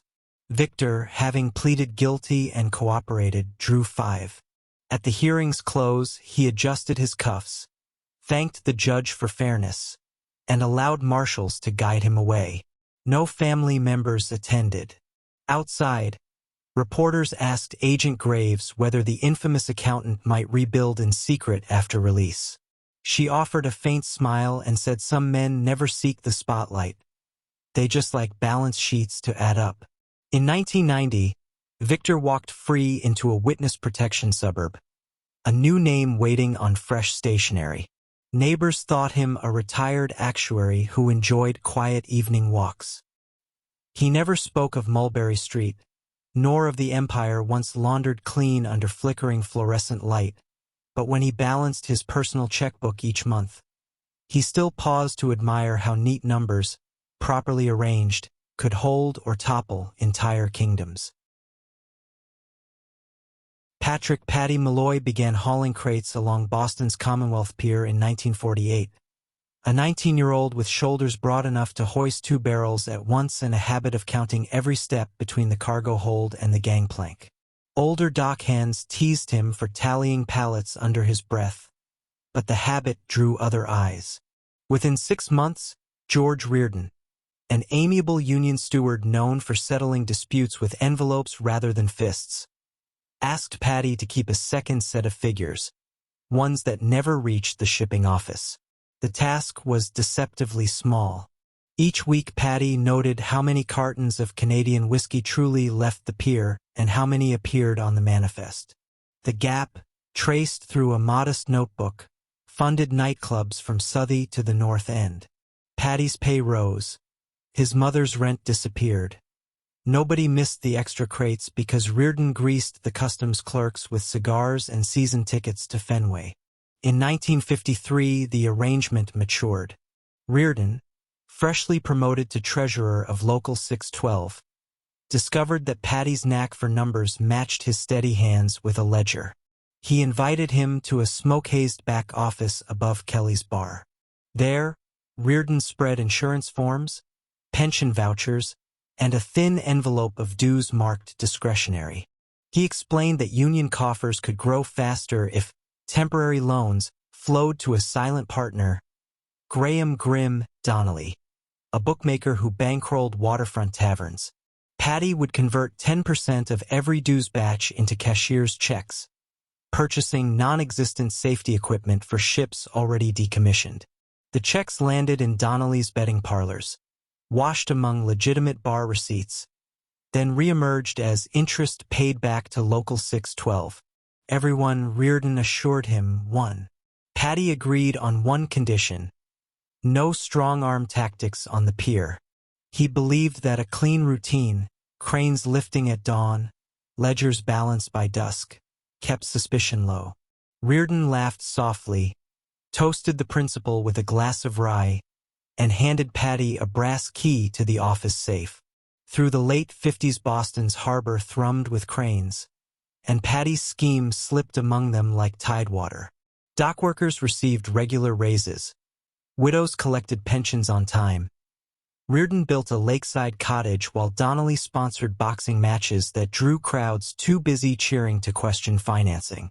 Even the Coast Guard captain who shared rounds at Kelly's praised the union's orderly records.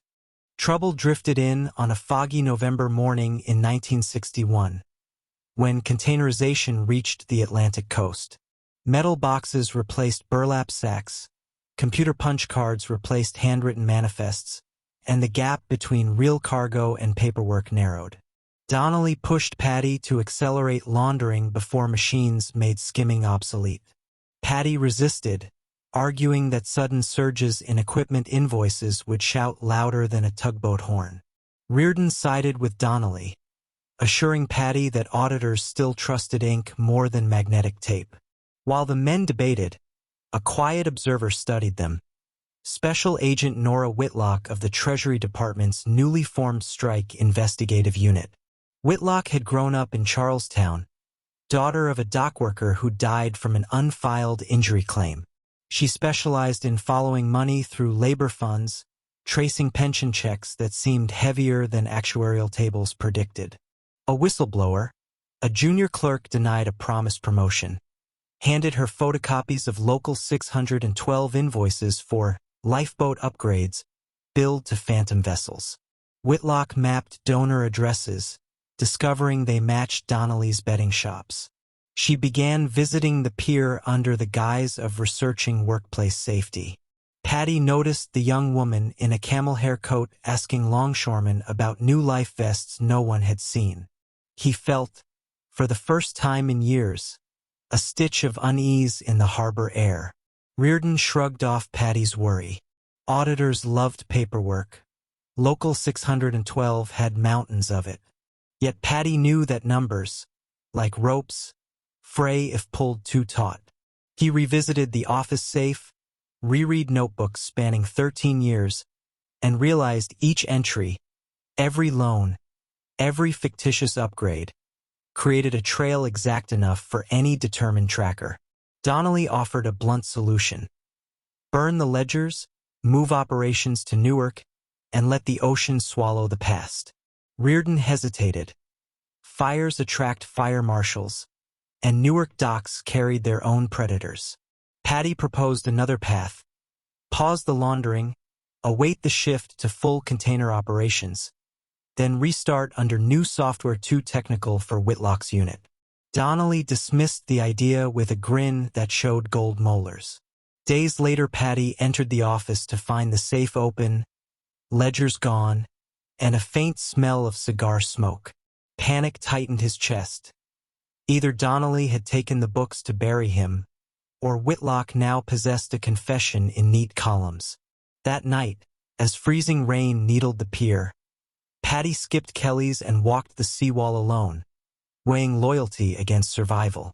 The choice was made for him. At dawn, federal agents, state troopers, and Whitlock herself stepped onto Commonwealth Pier with sealed warrants.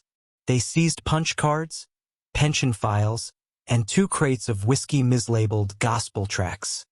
Reardon was escorted from Kelly's, coat half-buttoned, muttering that auditors had misunderstood patriotic donations. Donnelly was arrested in a Beacon Hill townhouse, still wearing his boxing sponsor jacket. Paddy did not resist. He unlocked the office drawer containing his final notebook, this one honest, and handed it to Whitlock.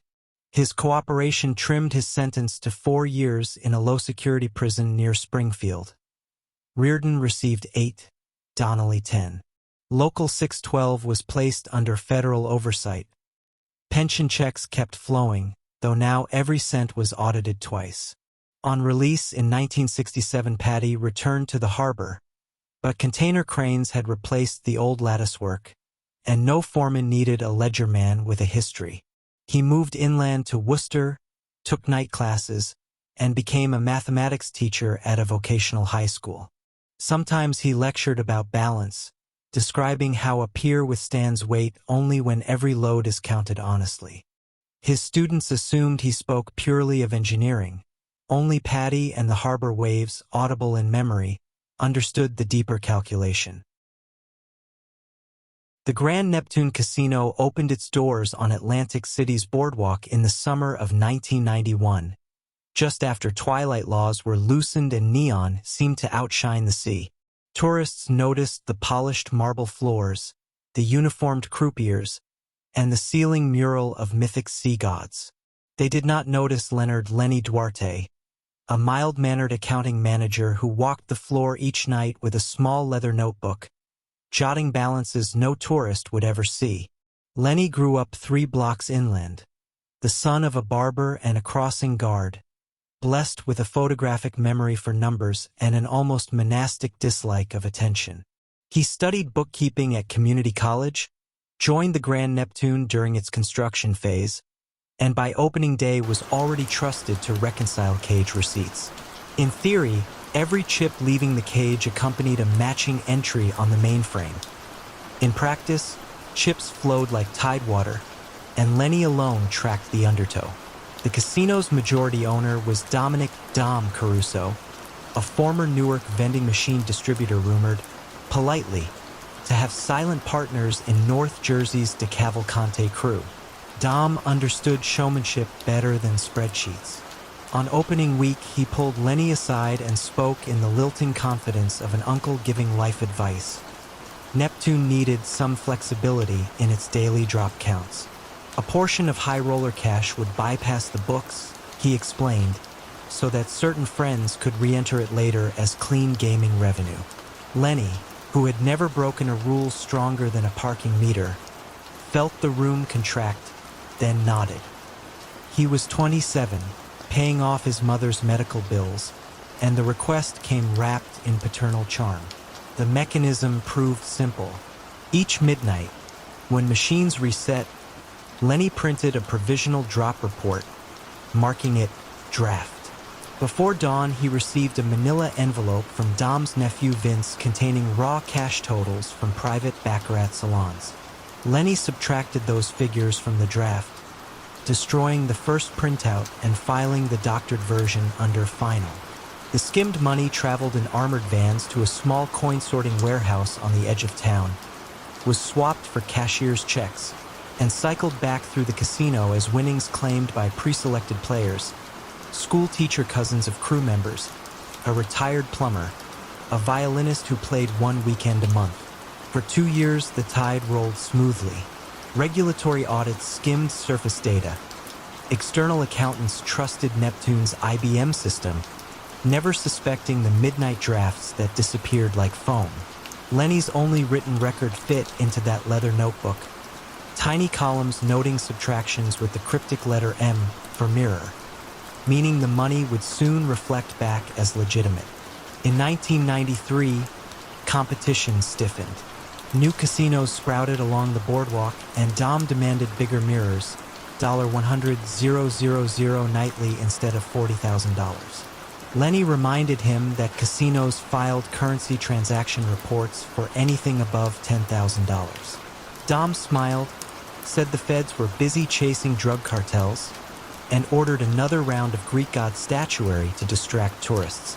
The skim doubled. Meanwhile, Patricia Trish Calder, a young analyst at the Treasury Department's fledgling financial crimes network, began mapping unusually regular cashier's checks issued by the same coin-sorting warehouse. The payees, those pensioners and violinists, always cashed in at the Grand Neptune, always on Monday mornings, always for sums just under $10,000. Calder flagged the pattern, nicknamed it Poseidon, and asked New Jersey gaming enforcement for soft audit assistance. The task fell to senior auditor Mike Trelevin, a stoic ex-IRS examiner who believed most fraud revealed itself in the gaps between first drafts and final statements. During an unannounced spot check in August 1994, he requested Neptune's raw midnight reports. Front office clerks, unaware such drafts existed, paged Lenny in mild panic. Lenny hurried down, heart hammering, leather notebook tucked inside his blazer. Trelevin's polite eyes seemed to weigh silence itself. Lenny stalled, claiming the system overwrote drafts automatically. Trelevin, unimpressed, imaged the mainframe and left, promising follow-up subpoenas. That evening, Dom convened an emergency meeting in the penthouse suite. Vince advocated burning the notebooks and shifting operations to a new riverboat venture in Louisiana. Dom disagreed. Destroying records signaled guilt. Better, he said, to weather the inquiry, charm regulators, and blame any discrepancies on software glitches. He instructed Lenny to keep everything operating exactly as before. Pressure distorted Lenny's neat world. He miskeyed figures, slept in 30-minute bursts, flinched at every elevator bell. One dawn, he discovered Vince waiting in the counting room, sleeves rolled, pistol holstered in plain sight. Vince said regulators would soon interview staff, and stories had to match. Anyone wavering might take a vacation they won't return from. He tapped the leather notebook, reminding Lenny that paper could sink or float. The interview arrived on a rain-slick Tuesday. Trelevin and Calder sat across from Lenny in a narrow office smelling of copier toner. They asked why cashier's checks mirrored cage drops within 48 hours. Lenny's rehearsed answers collapsed under follow-up questions about draft reports. Calder produced a screen print from the mainframe backup, showing file headers labeled DRFT_01. Lenny felt his pulse loud in his ears. For the first time since accepting Dom's paternal handshake, he pictured prison bars and his mother alone in a small clapboard house. Calder ended the session gently. "We believe you kept notes. If you'd like to help, now is kinder than later." Lenny hesitated, then handed over the leather notebook without a word. The pages told everything: dates, amounts, initials M. It was enough. On November 3, 1994, federal agents and state troopers converged on the Grand Neptune at sunrise. Gamblers still chased jackpots while officers seized hard drives, coin wrappers, and Dom's gilded Poseidon statue. Dom was indicted on 22 counts of money laundering and structuring, Vince on 19, Lenny on 6. At trial, Lenny testified in measured, sorrowful tones, explaining mirrors and midnight drafts. His cooperation reduced his sentence to 18 months in a minimum security camp. Dom received 12 years, Vince 9. The Grand Neptune never reopened. Its marble floors cracked under humidity, and the mural peeled away until only dim outlines of sea gods remained. Upon release, Lenny moved inland to Lancaster, Pennsylvania, where he kept books for a farm equipment dealership and volunteered evenings teaching budgeting at a local community center. When asked about casinos, he said only that numbers can look like waves, beautiful from a distance, deadly when you're caught beneath the surface. Maurice Carlyle opened the Blue Lantern Jazz Club on Frith Street in the spring of 1961, when London still smoked from post-war austerity and every basement seemed to echo with saxophones. At 29, Maurice blended two talents: the smooth timing of a swing drummer and the rigorous neatness of a chartered accountant. In the afternoons, he balanced books for a small firm in Holborn. At night, he checked ticket stubs, adjusted the house piano stool, and listened to horn solos curl into the ceiling. Most patrons assumed the club survived on whiskey sales and late-night jam sessions. In truth, its greatest revenue came from figures Maurice never printed on the menu. His first silent partner was Albert "Bertie" Rowe, an East End fixer who supplied the club with smuggled scotch at half market price. Bertie noticed that Maurice filed meticulous cash summaries each dawn, reconciling every shilling. Such discipline, he mused, could polish rougher earnings. He proposed a discreet service. The Blue Lantern would inflate nightly ticket totals and bar tabs, absorbing Bertie's betting shop proceeds before banking them as legitimate cash. Maurice hesitated. He loved jazz, not jail, but Bertie promised stability, and the club's mortgage loomed. One handshake under the stage lights began a laundering pipeline masked by bebop and cigarette haze. Word spread among London's underworld as swiftly as a trumpet cadenza.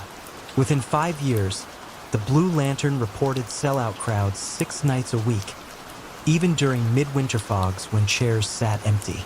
Extra patrons existed only in ledger columns, their imaginary tips smoothing quayside smuggling profits and protection fees from Soho clip joints. Maurice diversified, forming Blue Note Distribution, a shell company that claimed to export British jazz records to Sweden, Norway, and, improbably, Liechtenstein. Each phantom shipment disguised cash transfers to Swiss holdings, justified by bogus royalty statements. By 1973, new value-added tax regulations required detailed invoices for entertainment venues. Maurice adapted quickly, hiring his cousin Lillian, a former civil service clerk, to fabricate audience surveys, artist contracts, even lighting rig receipts. The Blue Lantern glowed softly in newspapers as a cultural landmark, while backstage, brown envelopes changed hands to keep fire inspectors satisfied that capacity matched the swollen figures on the books. Success, however, attracts louder tempos. Stanley "Stan" Gray, a rising racketeer with ties to South London hijack crews, demanded entry into the laundering loop. He offered volume, truckload robberies along the M25 generated bundles that needed washing weekly. Maurice, wary of attention, capped the club's throughput at a tidy £8,000 per night. Stan wanted double. Tension simmered like a muted trumpet solo, unresolved but thick with warning. Enter Dorothy Finch, a quiet investigator at Her Majesty's Customs and Excise. Fascinated by export rebate fraud, she saw patterns where others saw noise. While auditing small record labels in 1982, she noted that Blue Note Distribution claimed to ship more LPs overseas than Britain's entire jazz market press that year. Curious, she visited the Blue Lantern on a rainy Thursday, buying a single ticket at the door. The club, half full, hardly matched the nightly 300 guest figures declared in VAT returns. She made notes in a small black book and slipped away before the encore. Around the same time, Eddie Wells, the club's resident saxophonist, fell behind on alimony and gambling debts. One night, he discovered a box of surplus ticket rolls in Morris's locked office while searching for bourbon. Realizing the rolls' serial numbers never matched till totals, Eddie photographed them. Desperation led him to freelance reporter Martin Keane, who paid £500 for the pictures and a taped confession describing how chairs were counted twice, sometimes thrice, to pad attendance. Keane's Sunday expose, Phantom Audiences of Soho, did not name the Blue Lantern but described its layout so precisely that regulars needed no hint. Dorothy Finch pounced, cross-referencing the article with her export irregularities. She assembled a task force of tax officers and metropolitan police, dubbing the probe Operation Downbeat. Warrants brewed while Maurice, sensing heat, prepared a contingency. He shifted bulk cash through Stan Gray's warehouse, planning to shutter the club for renovations and vanish to Valencia. Stan had other plans. Fearing that closure would freeze his laundering spigot, he threatened Maurice in the alley behind the club, brass-knuckled hand resting on a crate of drum cymbals. Maurice agreed to keep doors open another month, buying himself time. It was 1 month too long. At dawn on May 18, 1984, investigators swept into the Blue Lantern.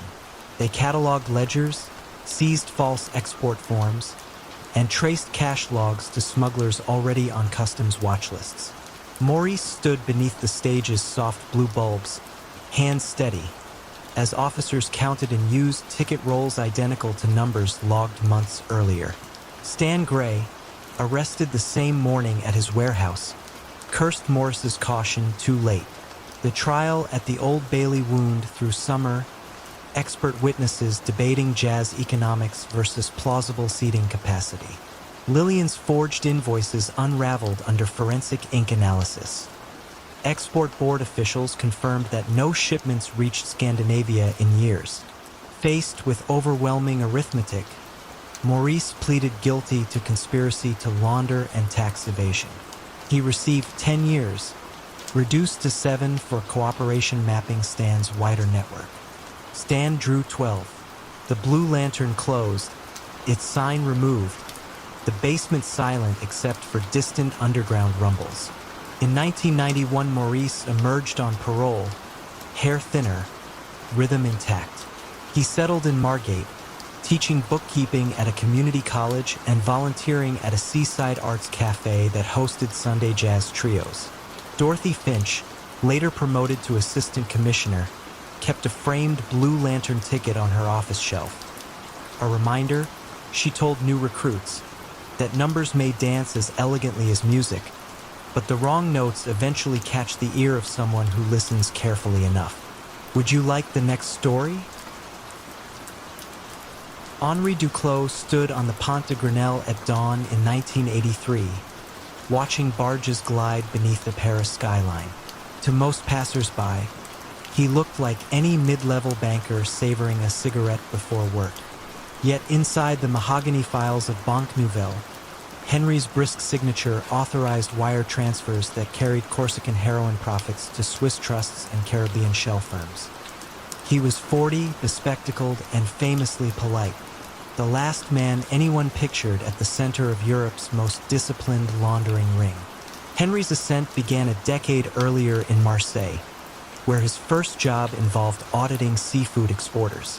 One client, a sardine cannery owned by Lucien Lulu Campana, always reconciled books too perfectly.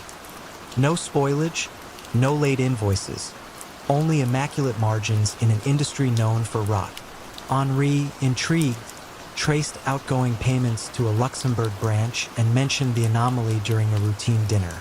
Lulu eyed him for a long moment, then suggested a different career trajectory. Within 6 months, Henri had resigned, taken a quiet post at Banque Nouvelle's compliance desk, and started ironing Lulu's figures into the global banking fabric. The task was deceptively simple. French ports bustled with cash from the so-called French connection, yet customs scrutiny grew sharper each year. Lulu needed wires that looked like vanilla commerce, nothing flashy, nothing overtly criminal. Henri designed a pipeline he called La Brume. The mist, small, frequent transfers routed through legitimate export invoices.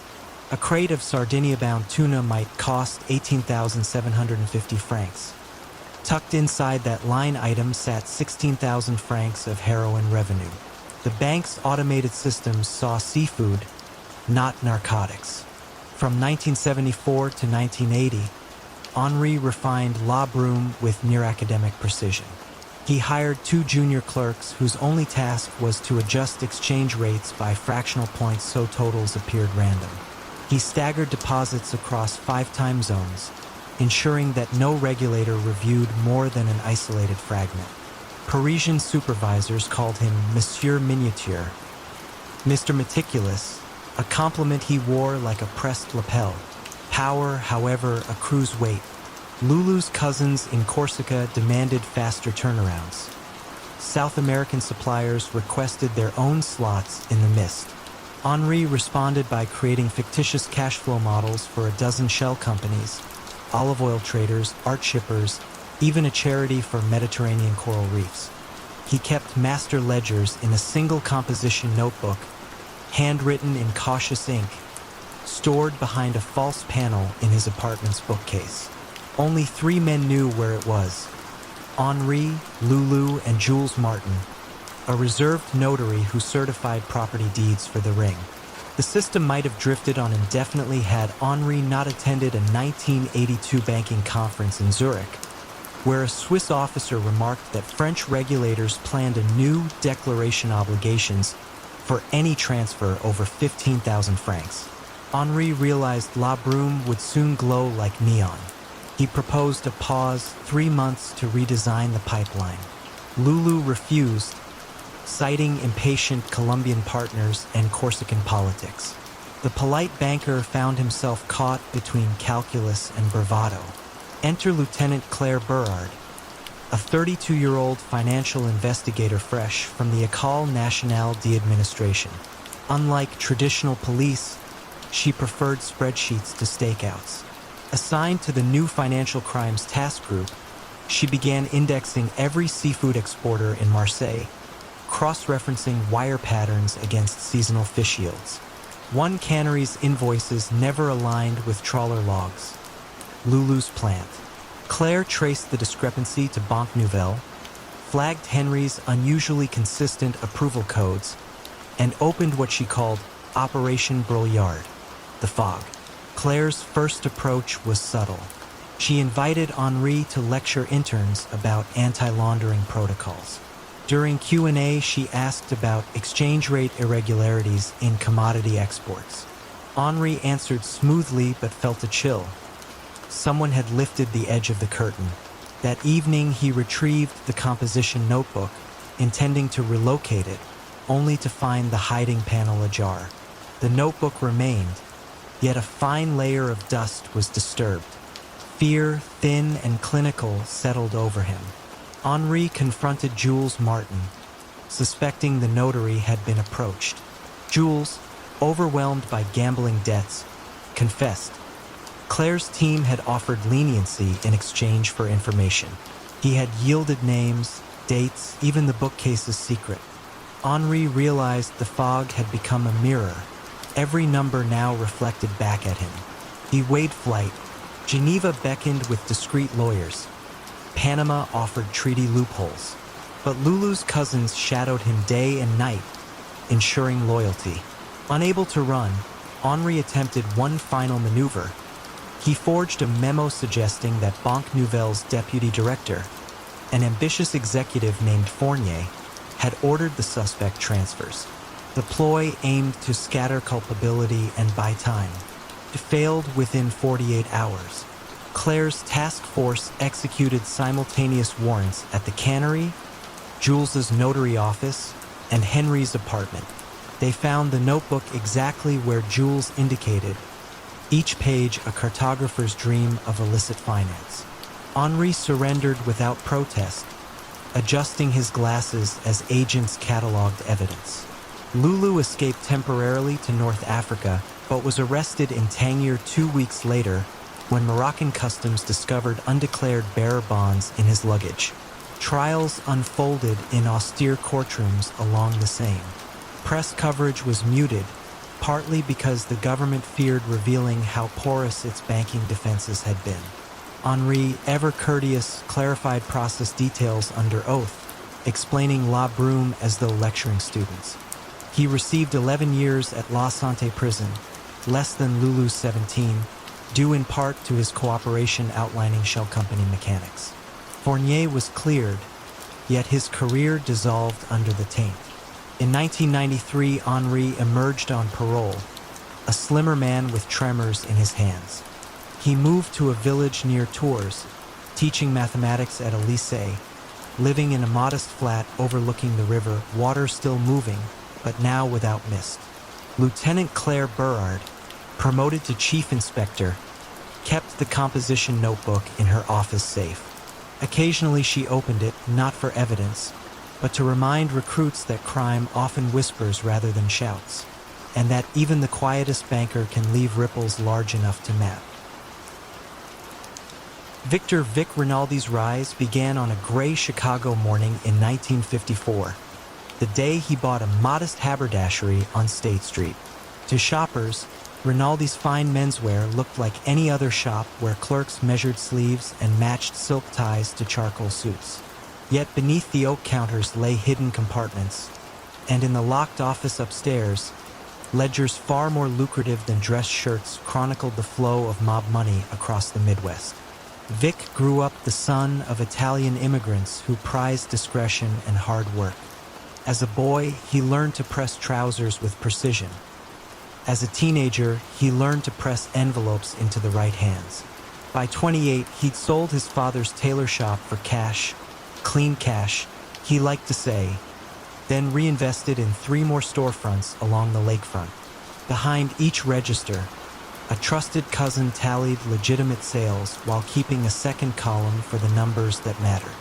The storefronts became funnels, washing gambling revenue from Cicero to Joliet, converting dirty dollars into neat bank deposits. Vic's operation ran quietly, almost primly, and that was exactly why the Giordano outfit noticed.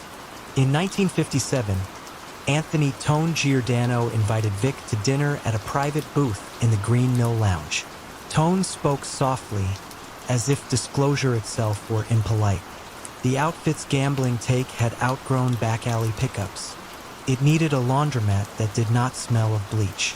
Vic's haberdasheries, with their brass door handles and polite mid-level clientele, were ideal. The deal was sealed over a single handshake. Vic would skim 5% of every laundered dollar. The outfit would guarantee protection and provide unlimited inventory. Unsold shipments billed, in theory, to out-of-state wholesalers that did not exist. Over the next decade, Vic used Taylor's chalk and needlepoint metaphors to train his clerks. Every counterfeit invoice must fit the real sales total as perfectly as a bespoke jacket. His insistence on detail earned him the nickname the Draper. By 1965, his network included a dry cleaning chain in Milwaukee, a gentleman's club in St. Louis, and a riverside casino boat registered under a cousin's name in Council Bluffs. Each enterprise looked unremarkable from the street. Together, they absorbed nearly $2 million a month, slipping it back into the banking system through understated, routine deposits. Yet power multiplies both assets and anxieties. Vic trusted only family, but cousins quarreled, siblings aged, and nephews dreamed of quicker glory. The quietest threat arrived in 1971, when a new federal agent in Chicago, Walter Price, began charting currency transaction reports at a time few bankers bothered with them. Price noticed that Rinaldi menswear rarely exceeded 30 customers a day, yet its deposits rose steadily despite seasonal slumps. He marked the shop on a wall map, pinned it with red string to a series of cash buys on the Riverside Casino, and waited. Meanwhile, the outfit felt pressure from Detroit rivals encroaching on truck routes. Tone Giordano, gray-haired and newly cautious, ordered Vic to accelerate throughput, double the monthly wash within 6 months. Vic protested that such growth would wrinkle the fabric, but Tone reminded him that loyalty is measured in compliance.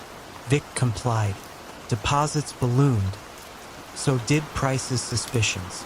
By 1974, Price had assembled a small task force armed with quiet subpoenas.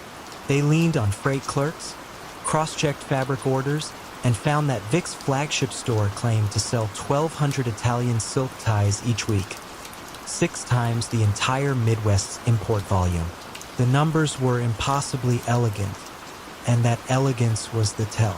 Price kept his investigation sealed, biding time for one clean break in the stitching. It arrived through Vic's youngest cousin, Marco, who handled counting at the Council Bluffs Casino. Marco enjoyed slot machines more than accounting and siphoned $5,000 a night to cover losses. To the outfit, a missing $5,000 was a rounding error. To Price, it was leverage. Confronted with potential embezzlement charges, Marco crumpled quicker than cheap linen.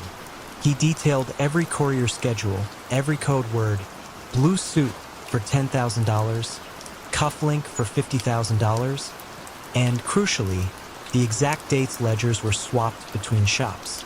On an icy dawn in February 1975, agents executed coordinated raids across Illinois, Iowa, and Missouri. They entered Rinaldi Menswear politely, presenting Vic with a 40-page warrant as he arranged a window display of spring overcoats. Upstairs, they found the shadow ledgers, labeled only by Roman numeral, I through 12, January through December. Each ledger traced deposits to bogus wholesalers whose addresses led to vacant lots or shuttered warehouses. The trials were neither loud nor short. Vic faced 48 counts of racketeering, money laundering, and conspiracy. His defense leaned on respectability. Bespoke suits, community donations, quiet charm. But numbers, like seams, tell their own truth. The jury took 2 days to convict. Tone Giordano died of heart failure before charges reached him. Some whispered he'd orchestrated his exit to avoid the stand. The outfit survived, shrinking, splintering, adapting as they do. Vic spent 23 years in federal prison, released in 1998 to a halfway house near Joliet, where he taught inmates how to hem pants and spoke little of silk ties or shadow ledgers. Walter Price retired the same year, his office wall bare now of red string and maps. Asked once whether the Rinaldi case had been worth the decades of quiet chase, he said only that good tailoring lasts when stitches are hidden, but even the finest suit unravels if one thread is pulled long enough. Berlin, 1994. Cranes cut the sky where the wall had fallen, and every vacant lot seemed primed for rebirth. Into this boom stepped Jacob Kramer, a soft-spoken surveyor whose Leica theodolite looked as old as his corduroy coat. City planners respected him. Investors barely noticed him. That invisibility made Jacob ideal for what he quietly assembled.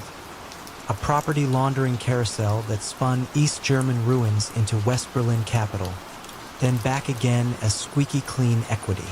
Jacob's rise began with a single attic full of archives. After reunification, restitution claims for expropriated buildings clogged municipal offices. Jacob offered help, mapping titles, tracing heirs, summarizing boundaries. For many claimants, the paperwork felt insurmountable. They signed durable powers of attorney granting Jacob authority to expedite sales. He gathered deeds like pressed flowers, each weighed down with nostalgia and legal uncertainty. Financing arrived through Victor Haas, a Hamburg notary turned venture broker who liked deals that closed before banks could ask how. Victor proposed a structure. Jacob's company, Nui Horizonte GmbH, would purchase disputed properties for modest sums, renovate on paper, and flip them to shell trusts in Liechtenstein. The trusts, funded by clients Victor never named, paid premiums that dissolved the chain of origin. Jacob, who once measured walls millimeter by millimeter, now measured profit in leaps. A cracked plaster facade could yield a five-fold return once its history was blurred. The laundering loop worked because every step looked logical in chaotic times. City subsidies rewarded renovation.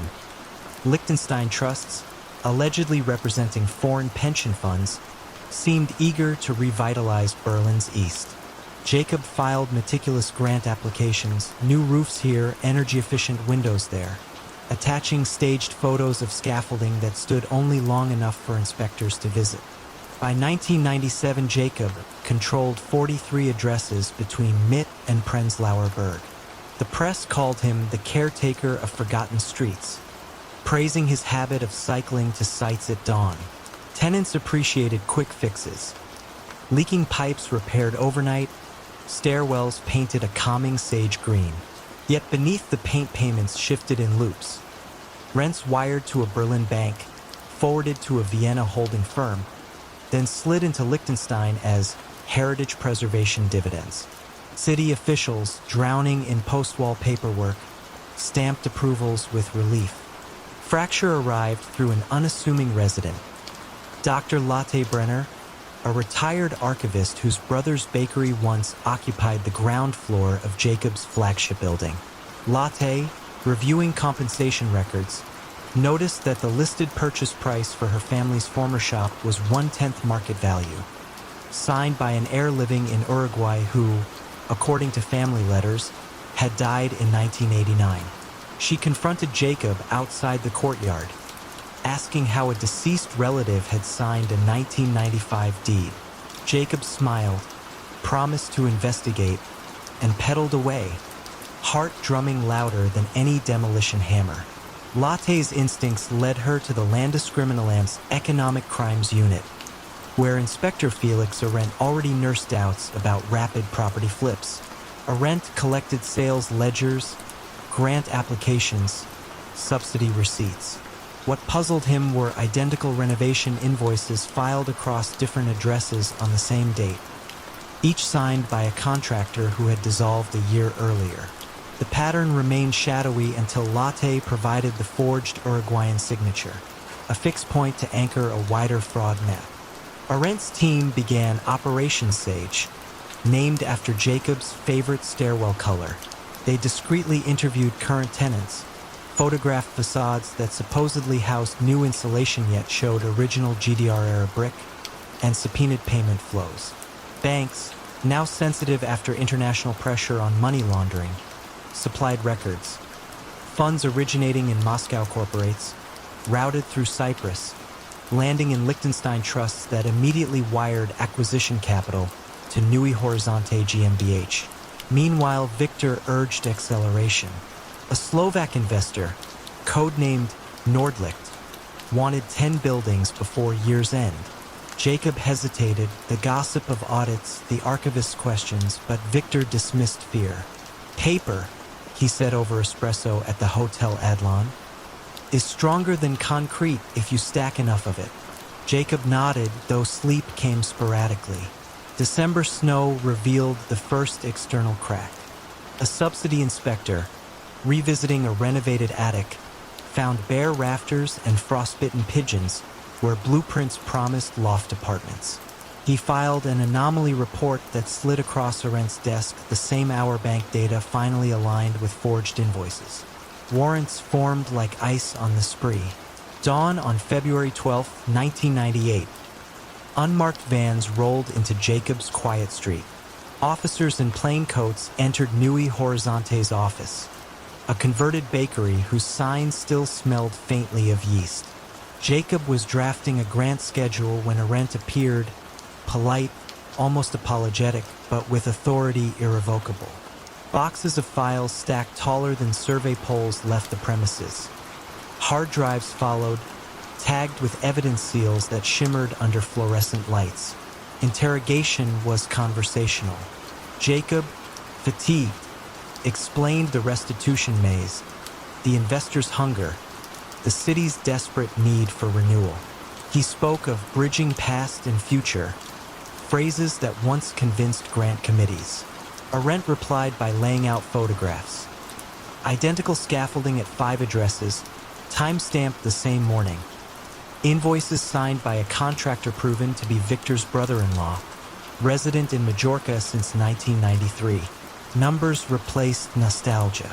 Jacob faced charges of fraud, money laundering, and document forgery. His cooperation, however, proved invaluable. He provided shell company registers, loan agreements, email chains. Victor, arrested at the Danish border with a briefcase of bearer bonds, received 9 years. Russian capital behind Nordlicht evaporated into opaque jurisdictions but ceased buying Berlin bricks. At trial, Jacob's statement filled the courtroom with unexpected calm. He admitted measuring profit more carefully than people's histories, conceding that the city he loved deserved better than staged scaffolding. Judges weighed contrition against scale, sentencing him to 6 years, parole after 4, and a lifetime ban on holding fiduciary property roles. Released in 2002, Jacob returned to surveying, but now for a non-profit that authenticates restitution claims free of charge. He rides the same bicycle, Leica slung over one shoulder, stopping often to verify that walls align with deeds and that signatures belong to the living. Locals still see sage green stairwells around Mitt, testimony to a time when new paint covered old shadows, until a careful archivist and a patient inspector stripped color back to brick, exposing the ledger lines beneath. Detroit in 1983 was equal parts empty factories and electric rhythm. Ray Decker, a lanky man with horn-rimmed glasses, captured that rhythm on 2-inch tape at Blue Atlas Records, a scrappy label that pressed local funk acts into crackling 7-inch singles. DJs loved the sound. Street crews loved the cash-only deals at pop-up shows.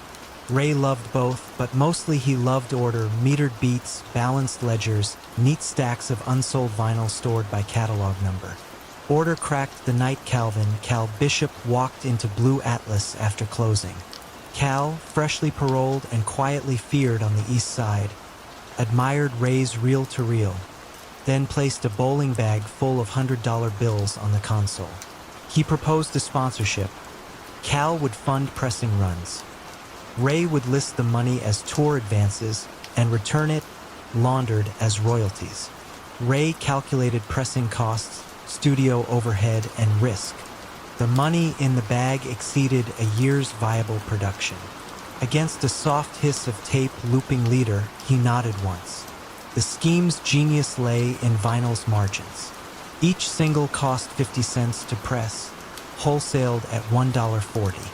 Ray reported pressings triple the actual run, noted phantom shipments to European distributors, and wired the overage, now white as new sleeve stock, into Cal's Nevada LLC. The IRS, seeing export income and mechanical royalty statements signed by made-up French promoters, applauded Blue Atlas's international reach. Cal, thrilled, expanded the arrangement from $5,000 to $20,000 a week, delivered Friday mornings in that same scuffed bowling bag. Ray's reputation soared. Local musicians trusted a label that suddenly printed picture sleeves and arranged late-night radio spots. Critics called Blue Atlas Motown's scrappy air. He hired an assistant, Tammy Nguyen, a Wayne State accounting grad who color-coded royalty spreadsheets and believed every recorded sale. For a year, the only dissonance was Cal's occasional reminder, "Keep the count spinning, Ray. Empty grooves make noise." Inevitable warp began with a harmless question. Tammy, reconciling shipping invoices, noticed catalog be a 113 listed in foreign sales yet missing from inventory. Ray invented a story about water-damaged boxes destroyed by insurance adjusters. Tammy logged the write-off but marked the discrepancy with a pink tab. Pink meant, "come back later." She returned weeks later and found 3 more phantom releases. Order, her specialty, demanded answers. While Tammy audited, Special Agent Miles Carter of the Treasury's Financial Crimes Division traced East Side heroin proceeds funneled into a mysterious Nevada music company. Carter, patient and keen-eared, mapped account numbers and identified steady wires from Detroit signed by Raymond Decker. He booked a flight, packed a portable cassette recorder, and spent evenings playing Blue Atlas cuts to understand the culture he might soon shake apart. Ray sensed pressure. Cal's bag now arrived heavier, its owner eager to breach new markets. Miami clubs, maybe Hamburg raves. Ray requested breathing room. Cal countered by dropping studio engineers an extra envelope for loyalty. The message carried more grit than generosity. Friday deliveries continued. Tammy confronted Ray on a snowy Wednesday, binder in arms. She had built a parallel ledger showing that reported overseas orders would fill 3 semi-trailers. Orders no distributor acknowledged. Ray, cornered yet calm, told her the truth minus Cal's name. Early investors wanted fast growth. Paper sales secured bank loans. Real demand would someday match the fiction. Tammy, ethical but pragmatic, offered an ultimatum. Straighten the books within a quarter or she'd resign and alert the tax board. Ray promised cleanup, hearing Cal's voice behind every syllable. Cleanup arrived, but not as Tammy imagined. Agent Carter, armed with subpoenas, entered Blue Atlas on March 3, 1985, while Ray EQ'd a baseline. Carter's greeting was courteous, his warrant precise. All shipping logs, bank wires, and royalty statements since 1982. Ray's hands trembled only when Carter requested the Nevada correspondence file, the one Ray stored in a locked cabinet behind gold-painted 45 adapters. News of the raid reached Cal within an hour. That evening, Ray found the studio door ajar and Cal seated at the drum kit, sticks tapping a lazy paradiddle. Cal demanded the hard drives, the tapes, the ledgers. Ray offered a compromise. Destroy nothing, instead spin a story of aggressive but legal tax strategy. Cal rose, sticks clacking once against the snare rim. Music stops when I say, he murmured. Ray's survival instinct finally overrode loyalty. He handed Cal a duffel, not of ledgers but of half-inch master reels.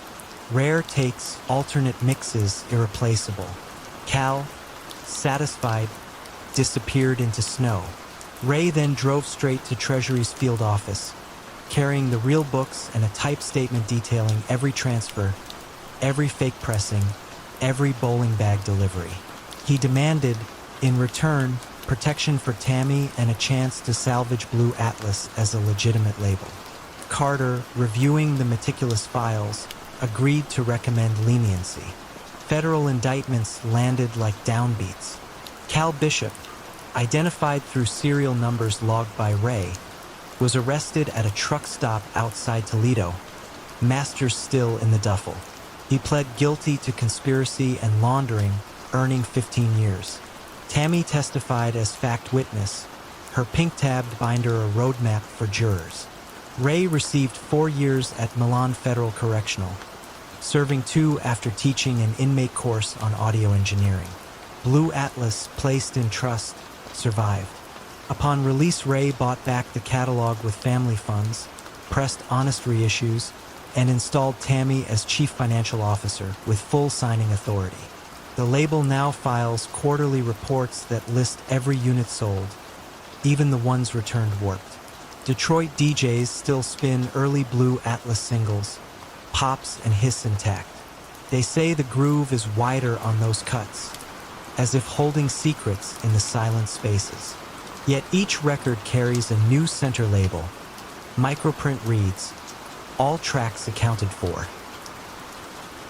In 1966, when the post-war boom draped Los Angeles in steel and stucco, people knew Victor Harland as the architect who made modest buildings elegant. His firm, Harland & Stone, specialized in mid-rise offices with sun-slatted facades, structures that seemed honest, approachable, almost humble. Yet humility was an illusion penciled between margins. Victor's real design lay beneath floor plans, a lattice for laundering construction kickbacks and gently coercing city inspectors who depended on his signature for overtime consulting work.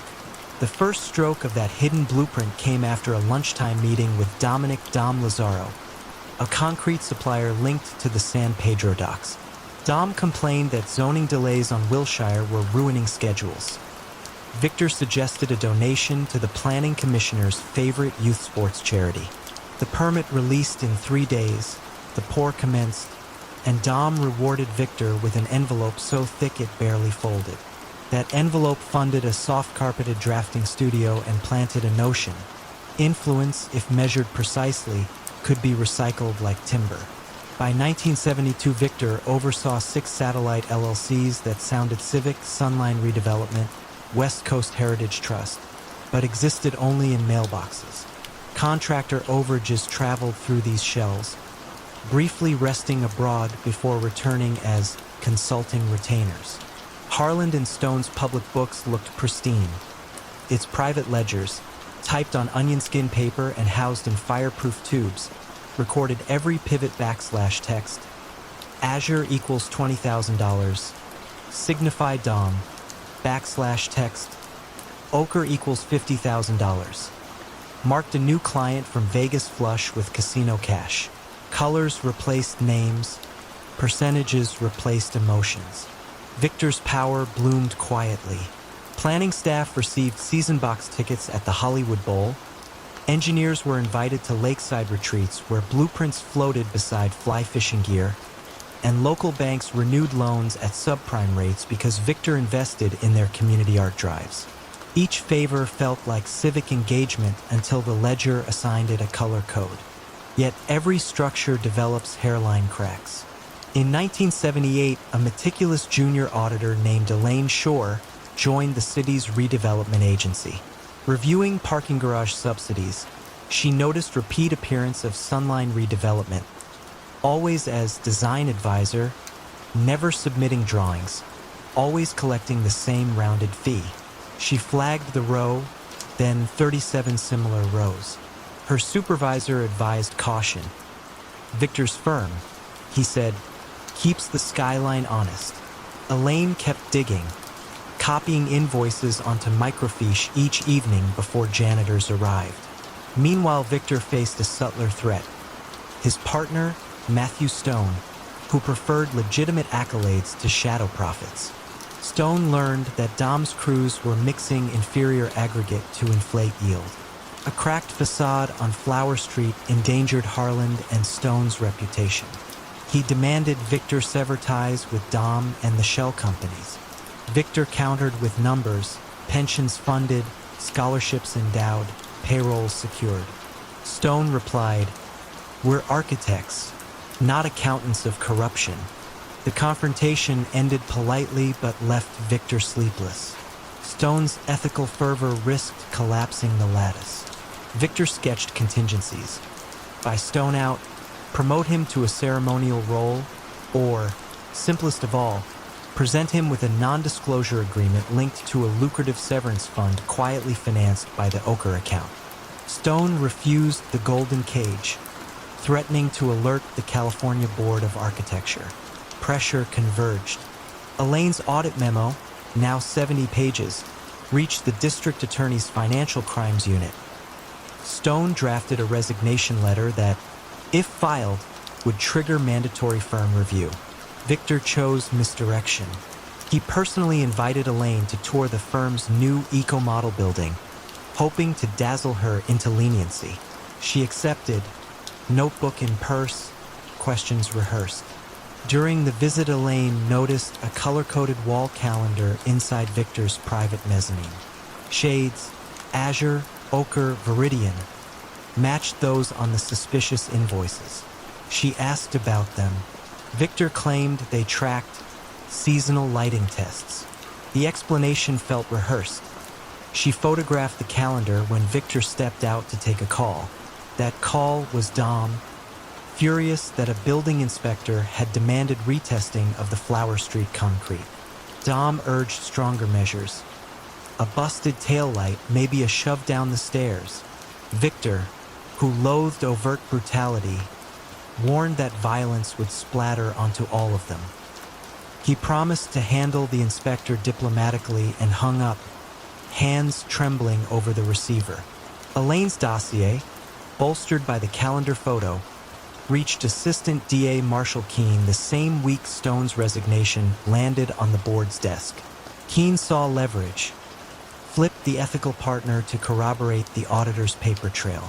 Stone agreed, providing insider translations of Victor's color ledger, testimony that turned vague shades into precise dollar figures. On a drizzly January dawn in 1981, plainclothes agents arrived at Harland and Stone's glass-walled foyer. Draftsmen watched their principal architect led away, charcoal still smudging his cuffs. Warrants seized the onion skin tubes, the coded calendar, and transaction logs from 3 obliging Swiss banks, now eager to cooperate after new treaties on tax evasion. In court, Victor's defense painted him as a visionary trapped between bureaucracy and client demands.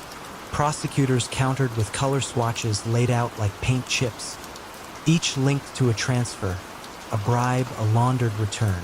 Stone's calm testimony and Elaine's forensic accounting left little canvas for doubt. Victor was found guilty of racketeering, conspiracy, and wire fraud, sentenced to 10 years in Lompoc's minimum security wing. 5 served. Dom Lazaro, indicted separately, fled toward Mazatlan but was detained at a Phoenix layover, undone by an unpaid parking ticket that flagged his alias. He spent 8 years in federal custody, contemplating aggregate ratios behind razor wire. Harland and Stone reorganized under a new name. Stone implemented strict compliance protocols and dedicated a scholarship to aspiring architects from public schools. Funded, with ironic symmetry, by court-ordered restitution from Victor's frozen assets. Elaine Shore advanced to deputy controller, instituting audit software that flagged any vendor appearing more than twice without deliverables. Victor left prison gray-haired, hands steady only when touching blank drafting paper. He rented a one-room studio in Santa Barbara, designing seaside gazebos for modest fees. No shell companies, no coated pallets, just graphite lines that rose, intersected, and supported weight honestly. Locals said his smaller structures felt lighter, as though freed from hidden loads. The skyline he once guided thrummed beyond reach, but on quiet evenings he could still glimpse it down the coast, an intricate silhouette reminding him that every edifice, however grand, rests on integrity or crumbles when the inspector finally sets a true level. London's Soho in 1955 hummed after dark, neon licking rain-slick cobblestones while saxophones curled smoke into the night. At the center of Dean Street stood the Blue Lantern, a cellar club with a walnut bar and a baby grand painted midnight blue. Patrons believed they came for bebop, but the true rhythm belonged to its owner, Clara Whitlock, whose gloved hands kept stricter time over bank ledgers than any drummer on stage. She had inherited the club from a wartime uncle and, with it, access to a crowd that paid cash, tipped generously, and asked few questions once the trumpet hit its third chorus. Clara's first taste of clandestine profit arrived through Maxwell Max Doyle, a bookmaker who settled debts in folded envelopes perfumed by menthol cigarettes. The Lantern's nightly cash totals, Clara noticed, doubled whenever Max's men filled the rear booths. He proposed a partnership elegant in its simplicity. Doyle would funnel inside track bets through the bar's registers as cover charges, smoothing volatile winnings into steady revenue. Clara, pragmatic and ambitious, agreed on the condition that violence never crossed her threshold. Max laughed, promised, and placed a ruby cufflink in her palm as collateral. Over the next 3 years, every gin fizz and trumpet solo masked invisible transfers. Doyle moved wagers from Greyhound tracks in Hackney and illicit baccarat rooms in Bayswater. Clara recast them as bar receipts, then wired the funds to a dormant import firm she had purchased for £1. The company, Whitlock Continental, claimed to ship French reeds for saxophones and Italian strings for basses, a fiction credible enough to satisfy bank managers who enjoyed complimentary tickets to weekend sets. Monthly, Clara diverted a careful slice into the club's renovation fund. New velvet curtains, a fresh lacquer on the stage, tokens that disguised the larger tide. Trouble skimmed the rim of a whiskey glass on a February night in 1959. A low-level collector named Freddie Mills arrived bruised and anxious, whispering that Doyle's gambling tentacles now reached the East End's protection circuit, territory watched by Scotland Yard's Serious Crimes Branch. Freddie also hinted that Doyle kept 2 books, an honest one for Clara's eyes and another recording side arrangements with razor-wielding loan sharks. Clara listened, metronome steady, and dismissed him with cab fare. Yet the seed sprouted. If Freddie spoke truth, her meticulous laundering rested atop accounts she had never examined. Scotland Yard's Detective Inspector Eleanor Hart had been charting Doyle's ascent for months, plotting cash spikes against race calendars. The Blue Lantern appeared in her ledger as an outlier, too much revenue for a basement holding 80 patrons. Hart attended a Thursday session in plain clothes, ordered seltzer, and watched Clara balance the till between sets. She saw no rushed gestures, no suspicious handoffs, only Clara's habit of noting each coin as if it were a confession. Still, the numbers whispered inconsistencies Hart could not ignore. She quietly requested a full audit of Whitlock Continental. Meanwhile, Doyle sensed winds shifting. He proposed accelerating the wash, a jazz festival in Brighton where ticket sales could absorb an entire season's gambling gains in one weekend. Clara hesitated. Scaling up invited scrutiny. Doyle countered with menace thinly veiled as urgency. "If we don't move fast," he warned, "someone else will decide the tempo for both of us." Clara, clutching the ruby cufflink now dull from years in her desk, agreed, stipulating meticulous ticket logs and a separate accountant of her choosing. Festival planning consumed spring. Posters went up, musicians signed, advance sales soared. Yet Detective Hart, armed with the audit, discovered Whitlock Continental imported nothing more than 3 sample reads in 4 years. She secured a covert warrant to trace every festival ticket payment. Banks, once charmed by Clara's complimentary passes, now flagged irregular bulk deposits marked souvenir programs. The pattern matched Doyle's betting calendar by a syncopated heartbeat. On the festival's opening night, June's heat thick with salt from the channel, Clara paced backstage while trumpets tuned. She spotted Doyle conferring with a courier carrying 2 metal cases. The courier's unease echoed Freddie's whispered warnings. Clara stepped into the corridor, intercepting Doyle with a cordial smile that masked vertigo. She asked to review the cases for inventory. Doyle's eyes narrowed, yet years of portraying the gracious partner compelled him to comply. Inside lay not currency but IOUs, betting slips, and a ledger revealing debts payable in enforcement visits. The discovery shattered Clara's condition of nonviolence. She excused herself, walked to the pier where gulls shrieked beneath carnival lights, and made a decision faster than any she had taken at a balance sheet. From a phone box, she dialed Detective Hart, whose business card she had lifted earlier from the audit notice, and offered full cooperation in exchange for safeguarding the club and its staff. Hart, surprised but prepared, orchestrated arrests as Friday's headliner hit a high C that seemed to slice the evening in two. Officers closed the ticket booth first, seizing cash stacks elastically bound with racecourse stamps. Doyle was led away amid cymbal crashes that masked the snap of handcuffs. Musicians played on, sensing disruption yet continuing the set. Show business demanded it. Clara, escorted aside, surrendered account codes, wiring instructions, and the import firm's fabricated ledgers. Her statement ran 3 hours, spoken in the same measured cadence she used to count bar receipts.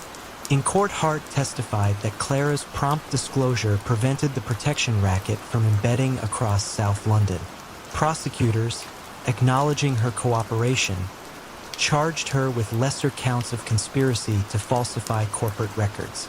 She received 2 years, served 18 months, and within prison walls taught bookkeeping to inmates planning legitimate futures. Doyle, convicted of racketeering and extortion, drew 12.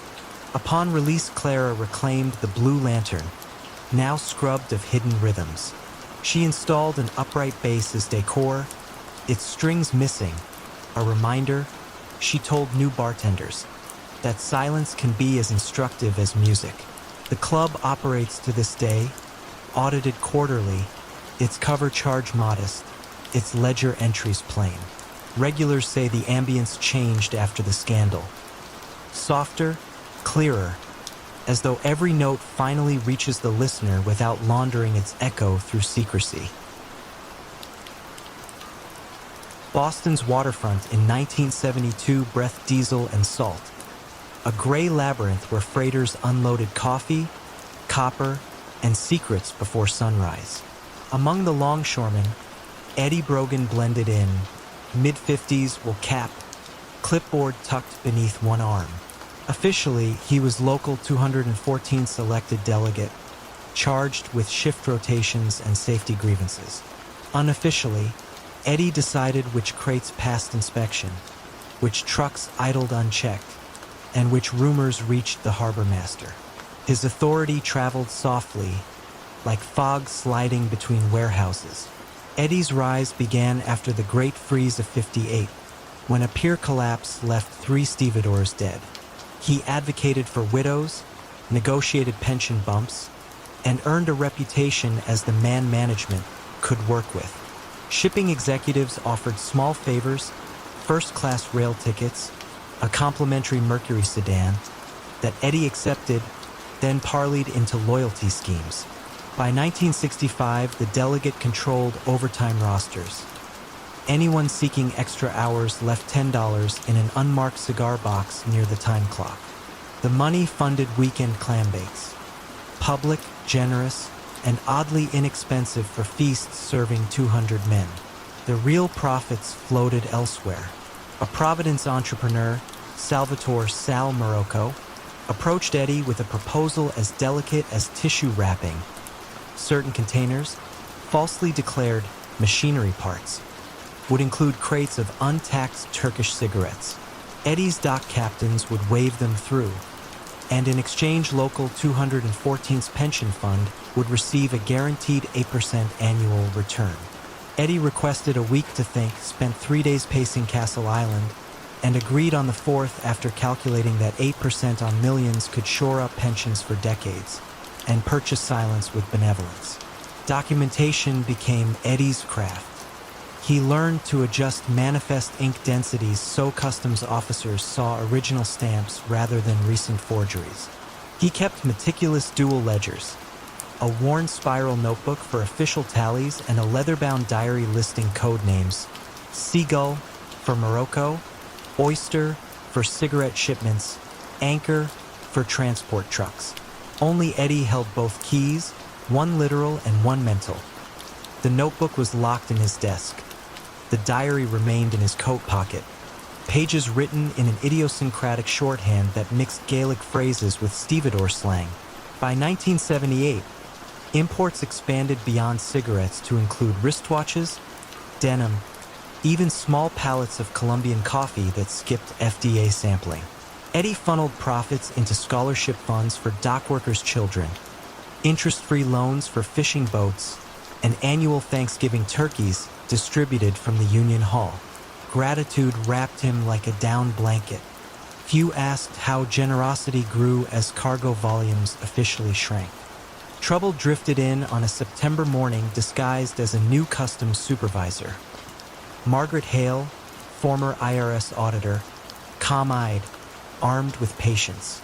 She noticed that local 214 containers cleared inspection in record time despite inconsistent serial sequences. Hale ordered random holds, disrupting schedules and forcing Eddie's crews into overtime without advance notice, an affront to his careful equilibrium. Eddie responded with courtesy, offering Hale a tour of the refurbished pension office and highlighting union literacy programs. She smiled, accepted coffee, and ordered more surprise audits. Pressure mounted inside the alliance. Morocco worried that delays would sour overseas suppliers. He urged Eddie to manage Hale.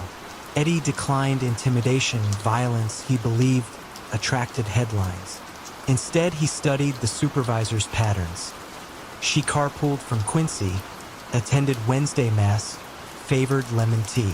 Eddie arranged for local 214th Charity Board to donate new pew cushions to Hale's parish, a gesture noted but not reciprocated. Hale's inspections intensified. The fracture appeared not from Hale, but from within Eddie's trusted circle. Dennis Flaherty, a young pier foreman deep in gambling debt, began siphoning cartons from contraband pallets, selling them to a Southie bar owner. Inventory gaps rippled up the chain. Morocco concluded Hale wasn't the leak. Flaherty was. Furious, he demanded Flaherty's removal permanent if needed. Eddie refused lethal measures, arguing the docks thrived on predictability, not fear. Morocco gave a deadline. Eddie summoned Flaherty to a deserted wharf after sunset. The harbor lights danced on black water while gulls shrieked overhead. Eddie spoke quietly. Confess to Hale, claim solo theft, shield the larger web, and in return the union would cover debts and relocation. Flaherty, knees shaking, agreed. The next day he walked into Hale's office clutching a single carton as evidence. He described lifting a few boxes, nothing more, blaming temptation and casino losses. Hale sensed a partial truth. Theft, yes. Scale uncertain. She accepted the carton, filed paperwork, and suspended Flaherty pending investigation. Morocco considered the confession too neat. Convinced Eddie stage managed the narrative to protect himself, he sent a plain envelope to Hale. Anonymous manifests, the Gaelic-coded diary pages stolen from Eddie's coat during a union banquet. Hale, recognizing the mixing of Gaelic and dock slang, cross-referenced dates against customs logs. Patterns emerged. Container numbers recurring on nights Eddie scheduled skeleton crews. Pension fund deposits spiking days later. Warrants followed swiftly. On a cold December dawn in 1980, agents converged on Pier 7. Eddie, inspecting winch cables, watched blue jackets fan across the yard like winter birds. He offered no resistance as Hale approached, reciting his rights with measured clarity. The longshoremen stood silent, caps in hand, unsure whether to curse betrayal or pray for their caretaker. In federal court, Eddie's calm never wavered. He acknowledged falsified manifests but emphasized pension solvency, scholarships, the turkeys. Prosecutors called it racketeering. Defense counsel framed it as community-based risk management. The jury convicted on multiple counts of smuggling and conspiracy. Eddie received 10 years at Allenwood, serving 6 after exemplary behavior overseeing the prison workshop's safety committee. When Eddie walked free in 1987, the waterfront had modernized. Container cranes replaced gangs of hookmen. Computer terminals logged every pallet. Local 214's new leadership met him for coffee, thanked him for the still robust pension, and offered a consulting role strictly above board. Eddie declined. He rented a small boat repair shed on the North Shore, spending afternoons sanding hulls, evenings writing advice columns for a maritime newsletter under the pen name Old Hand. He never returned to Pier 7, but dock workers claimed that on foggy mornings, a figure in a wool cap could be seen near the bulkhead, nodding once toward cranes that now answered to computers, not clipboards. Thus ended the quiet reign of the union delegate who owned the docks. Proof that sometimes the softest voice can steer an empire, until tides shift and cargo too heavy for conscience finally breaks the ledger's spine. In the cobbled avenues of Marseille, 1984, Etienne Morel's flower shop displayed roses so vivid that sailors swore they still smelled sea salt. By day, he arranged bouquets for weddings, hospitals, and visiting cruise ships. By night, he arranged something subtler. Routes for unregistered cash that moved from Corsican gambling dens to Swiss bank vaults, hidden in refrigerated vans marked with blooms. His acquaintances called him Loup Fleurist, never boss or patron, because Etienne disliked titles that drew suspicion. The operation began innocently, if laundering ever can, when a bookmaker named Roland Castaldi asked Etienne to transport a suitcase on the weekly floral run to Nice. The suitcase rested under buckets of lilies, and for the favor Etienne received an envelope thick enough to settle a lingering mortgage. His conscience, trimmed like stems before dawn, accepted the bargain. Soon, other men visited the shop at closing time, each requesting midnight deliveries. Etienne's refrigerated trucks now returned with more than empty crates. They carried casino skim, black market cigarettes revenue, even silent investments from Parisian nightclub owners. Etienne's genius was the paperwork. Every bouquet left the shop with a handwritten tag quoting Latin botanical names, delivery times, and freshness surcharges. In his ledgers, these notations corresponded to currency denominations, bank account digits, and transit codes. A peony meant 10,000 francs. Aster, 5. No outsider suspected the ledger's floral encryption, and staff assumed their employer merely possessed an eccentric fondness for taxonomy. By 1987, cash flowed stronger than the Rhone. Etienne purchased a second storefront near the old port, then a modest villa overlooking Cassis, all registered to shell companies named after fragrant herbs. He hosted garden parties where local officials admired rare orchids and accepted subtle pledges of campaign donations. Power, Etienne realized, has an aroma. Faint, like freesia, but unmistakable once inhaled. Trouble germinated quietly. Roland Castaldi, emboldened by success, expanded into protection rackets on the docks, an arena policed by the Marseille's Brigade Financière. Captain Lucien Girard, meticulous and unhurried, noted that Castaldi's expenditures outpaced his declared income, yet no large transfers appeared in banking records. Girard's suspicion settled on cash-based businesses along the waterfront. A florist's refrigerated fleet, she reasoned, moved nightly without customs inspection. She opened file 147, Morel, Etienne, possible money courier. Etienne sensed scrutiny when a plain sedan lingered outside the shop for 3 consecutive mornings. He adjusted protocol. Trucks now left an hour earlier. Drivers changed routes weekly, and ledger codes were copied onto onion skin sheets burned after each run. He also visited Captain Girard's widowed father with a condolence arrangement, a gesture meant to buy goodwill or at least humanize the florist under suspicion. Girard noted the gift in her diary but tightened surveillance. Kindness, she believed, could itself be camouflage. The fracture arrived from within. Etienne's nephew, Laurent, a university dropout eager for quick status, managed the Cassis Villa's maintenance staff. Laurent discovered that the wine cellar's soil samples, shipped for horticultural analysis, actually concealed stacks of Frank's vacuum sealed against moisture. He confronted his uncle privately, half curious, half threatening. Etienne, ever calm, promised Laurent a future managing legitimate expansions, an herb farm, perhaps even hinting at eventual inheritance. He omitted mention of the risks that inheritance carried. Laurent wanted acceleration, not patience. Within weeks, he gambled at a Monaco casino using cash siphoned from the cellar. Losses mounted. Credit markers grew. To settle them discreetly, Laurent approached Captain Girard, offering testimony in exchange for immunity. Girard, who had assembled months of circumstantial evidence yet lacked direct links, recognized the opportunity like a rare bloom.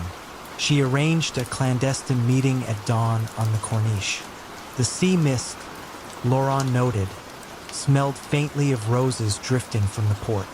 Under oath, Laurent outlined the code of petals and stems, the freezer compartments retrofitted with false flooring, the offshore accounts labeled geranium, Daphne, iris. Girard used the testimony to secure covert warrants. Over one humid August night, agents tailed 3 vans departing Etienne's warehouse. Thermal cameras recorded a detour to a shuttered greenhouse where suitcases exchanged hands. At 5 a.m., simultaneous raids unfolded. The shop, the villa, the greenhouse. Etienne, awakened by shouts among olive trees, offered no resistance. He merely requested the officers tread carefully around the hydrangeas. In interrogation, Etienne spoke softly, pruning jargon from his answers. He admitted transport but denied knowledge of criminal origins. Flowers, after all, passed through many hands. Yet the ledgers, seized intact despite his burn protocols, rendered silence futile. 5 thick volumes smelled of ink and eucalyptus. Their coded entries matched Laurent's testimony line for line. Trial convened in spring 1989. Newspapers favored horticultural metaphors, petals of deceit, bouquets of bloodless crime. Witnesses described how cash moved as gently as pollen on night air. Etienne listened, occasionally correcting Latin species names mispronounced by attorneys, a final insistence on precision. The court sentenced him to 9 years for laundering and tax fraud. Laurent received probation, his future transplanted to a distant city under watch. Captain Gerard filed the case under Operation Fleur de Nout. She later told cadets that the aroma of crime is seldom cordite. Sometimes it is lavender on refrigerated petals. Etienne served 6 years, tutoring fellow inmates in botany. Upon release, he opened a small greenhouse inland, selling seedlings to amateur gardeners. The new venture accepted only checks and maintained a single ledger, unadorned, its pages as clean as freshly cut stems. Silas Cy Carver arrived in New York during the winter of 1978 with a Samsonite briefcase, a second-hand overcoat, and an address scrawled on a matchbook: the Velvet Lantern Lounge, Hell's Kitchen. The club's owner, Leo Lucky Marchese, already controlled 3 dockside warehouses, a meatpacking union, and the neighborhood's nightlife economy. What he lacked was a man who could soothe frightened accountants and nudge reluctant aldermen without ever raising his voice. Cy's calm baritone and habit of listening before speaking made him indispensable within weeks. Lucky's empire began with cash-only poker nights behind the Velvet Lantern's velvet curtains.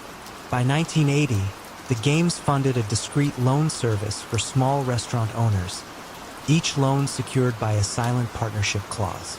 Cy drafted the contracts on heavyweight ivory paper, inserting clauses that seemed fair until a payment was missed and the borrower discovered the cost of leniency. A controlling share quietly transferred to a Marchese shell company. No brass knuckles, no midnight visits, just signatures, notarized under the low chandelier's glow. With every new acquisition, Cy fine-tuned the laundering cycle.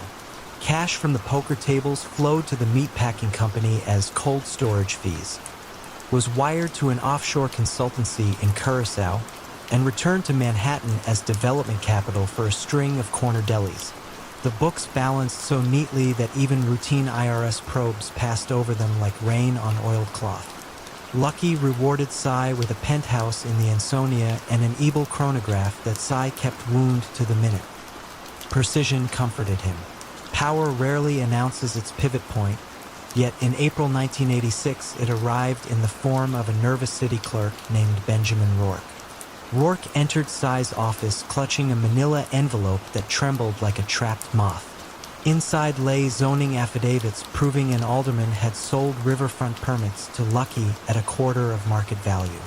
Cy read the documents, half-listened to Rourke's stammered request for a small consideration, and recognized the clerk's deeper motive: fear. Cy agreed to a monthly stipend in exchange for Rourke's silence, adding a confidentiality rider so meticulously phrased that the clerk left believing he had orchestrated the arrangement himself. The envelope became Cy's insurance policy, locked inside a safe deposit box at Manufacturers Hanover. It was, he told himself, a spare parachute for a flight that still appeared steady. 6 years passed.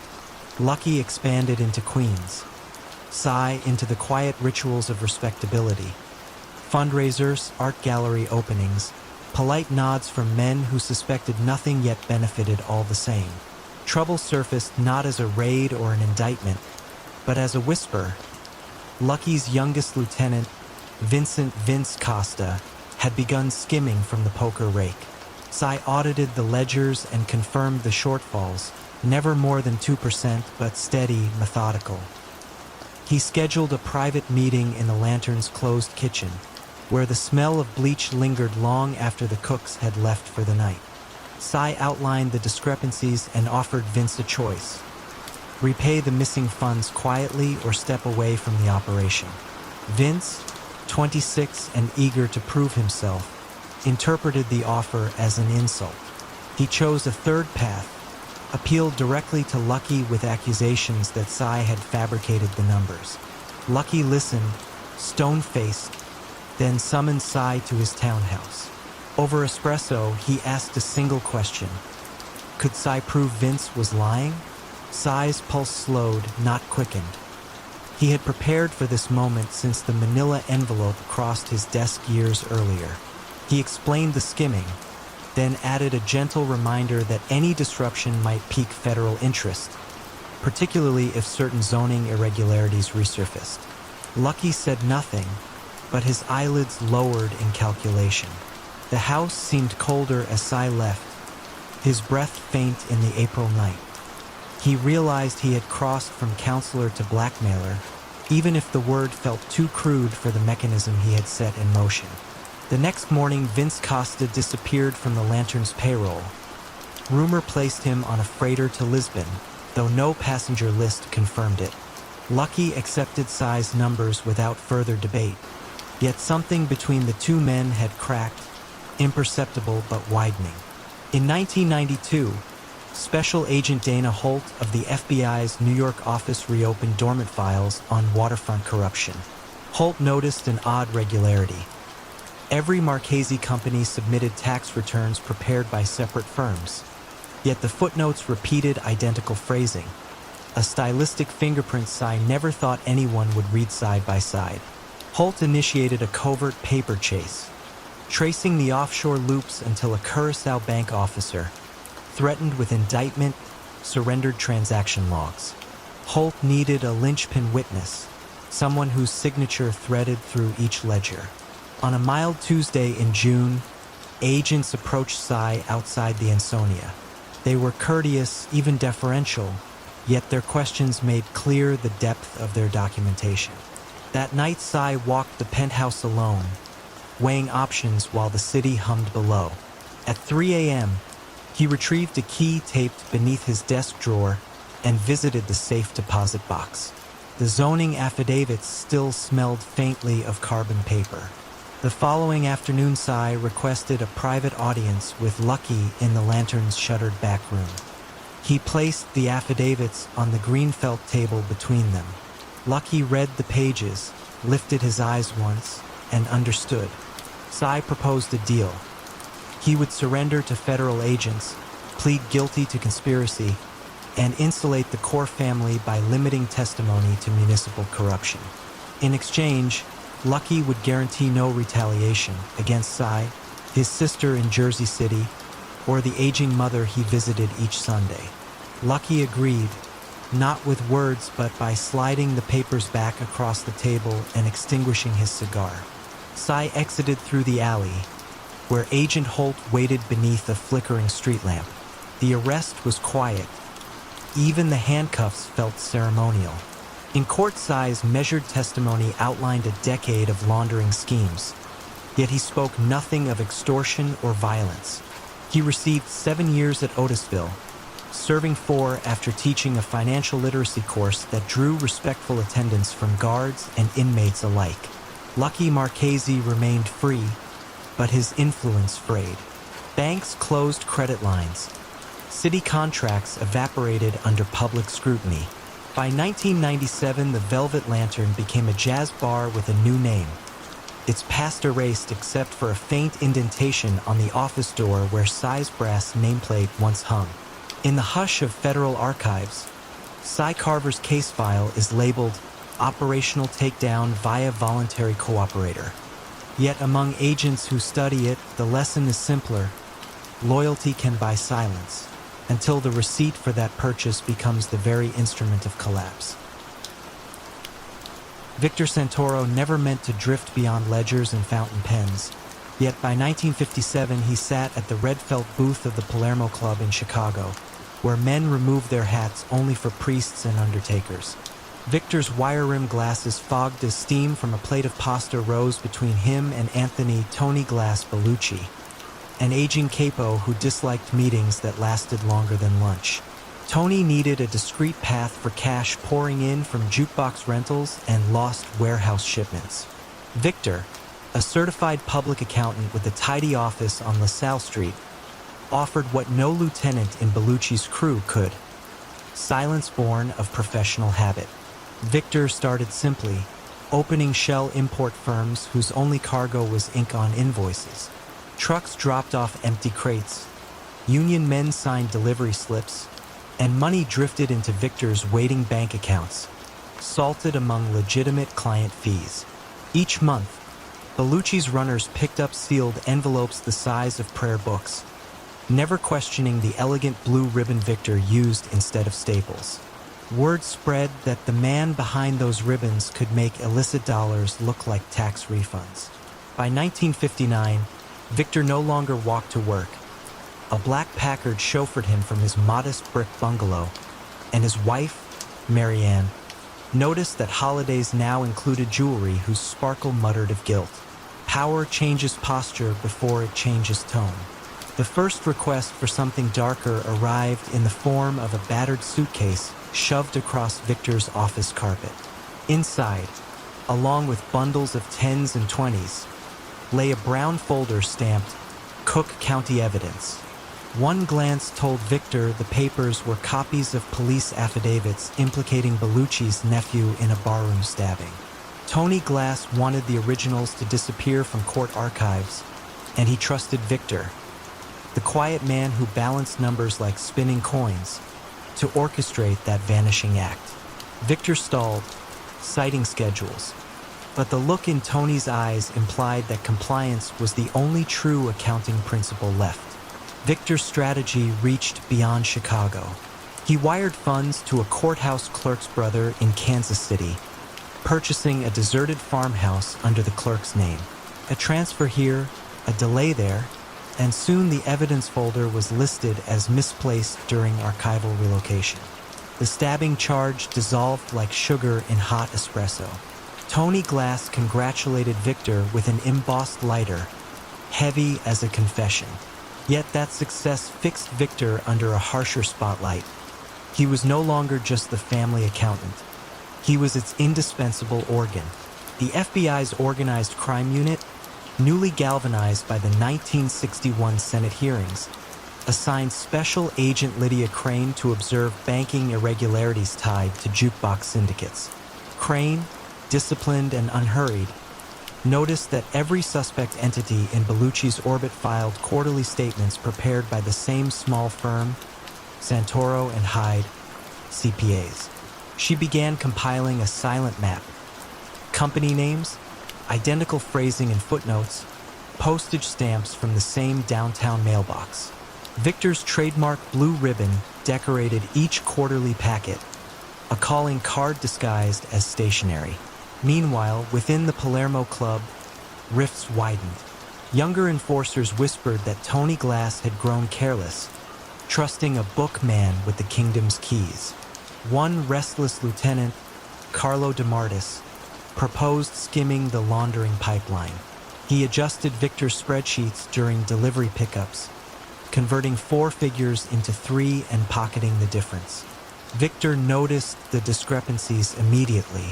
Rather than confront Carlo, he revised the next set of reports upward, hiding the theft inside inflated operating costs. Carlo interpreted the adjustment as weakness and pressed further, until unbalanced books pointed to an imminent audit, if not by the IRS, then by sharper eyes within the family. Victor faced a dilemma measured not in dollars but in heartbeats. Turning Carlo into Tony Glass meant admitting that the streams of cash were messier than advertised, risking Tony's wrath at perceived negligence. Ignoring Carlo meant deeper holes and, eventually, exposure by federal agents already circling. On a rain-slicked March evening in 1963, Victor met Carlo beside the Chicago River, offering a final ledger amended to erase all hints of skimming. Carlo accepted the papers, unaware that Victor had mailed identical copies, and a letter of confession to Agent Crane earlier that day. Victor wagered that dismantling the network himself would spare Marianne and their 2 children from future subpoenas, or worse, revenge killings conducted with the same calm precision he once admired. Crane acted swiftly. Warrants descended on the Palermo Club, private homes, and storage garages, where Victor's blue ribbons tied stacks of falsified invoices like macabre party favors. Tony Glass was arrested during a barber's shave, lather still on his chin. Carlo attempted to flee to Milwaukee but was found at a toll booth, caught because his car's glove box was stuffed with ledgers too incriminating to abandon. Victor surrendered quietly, escorted from his bungalow before dawn, his children still asleep upstairs. In court, Victor's testimony unfolded like a meticulous bedtime story. Dates, transfer amounts, pseudonyms, all spoken in a voice that never rose above polite narration. He spared no detail, yet offered no dramatic flourish. Tony Glass received 20 years, Carlo 15. Several judges resigned under investigation. Victor, sentenced to 5, served 3 at a minimum security facility where he taught bookkeeping to other inmates. Upon release, he relocated under a witness protection alias, managing finances for a chain of rural libraries whose budgets rested safely in the daylight. The legend of the accountant who ran a crime family lingers in Chicago as a whisper. That true power sometimes sits behind mahogany desks, wielding balance sheets instead of bullets, until a single misaligned number topples the empire it helped build. In 1979, Len Hartley walked into the London Borough Planning Office wearing a camel coat and politely asked for a list of derelict row houses along Bethnal Green Road. He explained that his consortium, Hartley and Sons Developments, wished to renovate affordable housing. Clerks marked him down as a civic-minded builder. None knew that Hartley and Sons had no registered sons, no previous filings, and a single shareholder. Len himself, late of Wandsworth Prison, released 12 weeks earlier after serving 5 years for illegal bookmaking. Hartley had learned a lesson behind bars. Street gambling was noisy. Redevelopment was quiet. Property, he decided, provided 3 unmatched advantages. First, it turned dirty cash into bricks that no constable could seize without a warrant. Second, planners preferred paperwork to pistols. Third, no one asked whether a contractor's cement had been purchased with untraceable betting slips, so long as the houses stood level. Len secured a modest loan from an East End moneylender named Vic Gosling, pledging a 25% return within 18 months. Gosling agreed, content to let Len carry the risk. He had other collections to manage, chiefly with brass-knuckled urgency. The first months felt almost wholesome.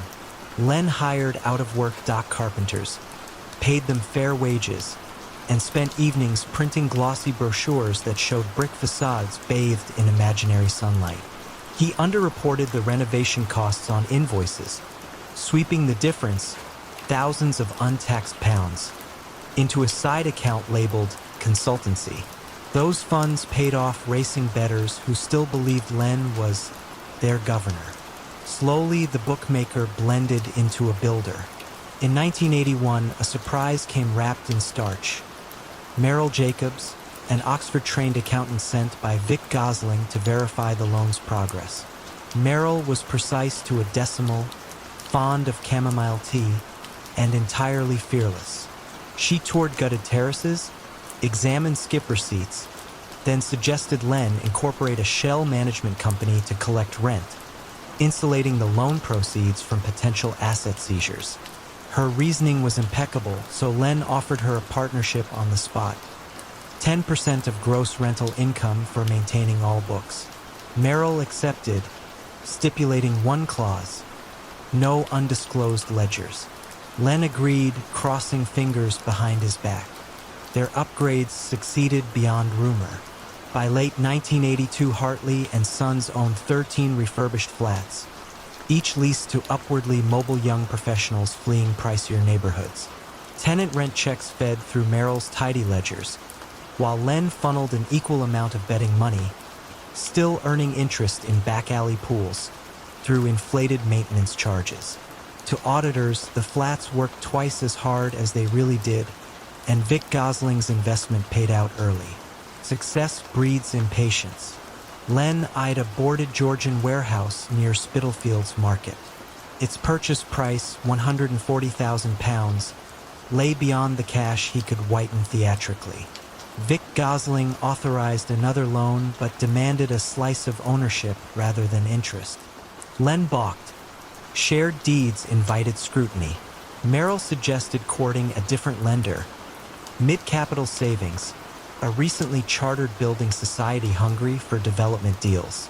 She would prepare respectable accounts showing Hartley and Sons as a textbook small business. Vic's name would appear nowhere. Len agreed, believing he could manage two masters in separate ledgers, one immaculate, one ink-stained. For several months, the scheme sang. Mid-Capital released staged payments as scaffolding climbed the warehouse facade. Merrill drafted status letters describing restored sash windows and historically accurate brickwork. Meanwhile, Len skimmed 10% from each drawdown, converting it to cash for Vic, who assumed he alone funded the refurbishment. Whenever Vic visited the site, Len guided him along corridors still under tarpaulins and mumbled about budget overruns that explained why no profits yet materialized. The inevitable crack opened not in bricks but in bookkeeping. Mid-Capital initiated a routine audit, dispatching a junior examiner to match invoices against bank transfers. The examiner flagged an anomaly. Maintenance bills from a non-existent joinery firm, Clapham Millworks, for work supposedly done on properties still enveloped in scaffolds. Len had made up Clapham Millworks during a late-night scramble to backfill Vic's skim. Merrill, discovering the fabrication, confronted Len in her narrow office above a solicitor's shop. "This line item cannot stand," she said, tapping the ledger. "Remove it or supply genuine proof of work." Len attempted charm. "It's only a placeholder. I'll square it before submission." Merrill's reply was a quiet, "We agreed on no undisclosed ledgers." She closed the book, clipped her hair back, and walked out, taking her duplicate records. 2 days later, she scheduled a confidential meeting with Mid-Capital, intent on protecting her professional license. Word of the meeting reached Vic through his own informants at the bank. Vic felt betrayed twice, by Len's silence and Merrill's potential whistleblowing, and ordered a hasty midnight visit to Len's townhouse. Yet Vic, ever cautious, arrived alone, preferring threats to theatrics. He warned Len that if regulators learned about double-financed renovations, default clauses would let Mid-Capital seize collateral, leaving Vic's unsecured loan worthless. "Fix it," he growled, "or I fix you." But Merrill had already provided Mid-Capital with photocopies of original ledgers noting Vic's phantom capital injections.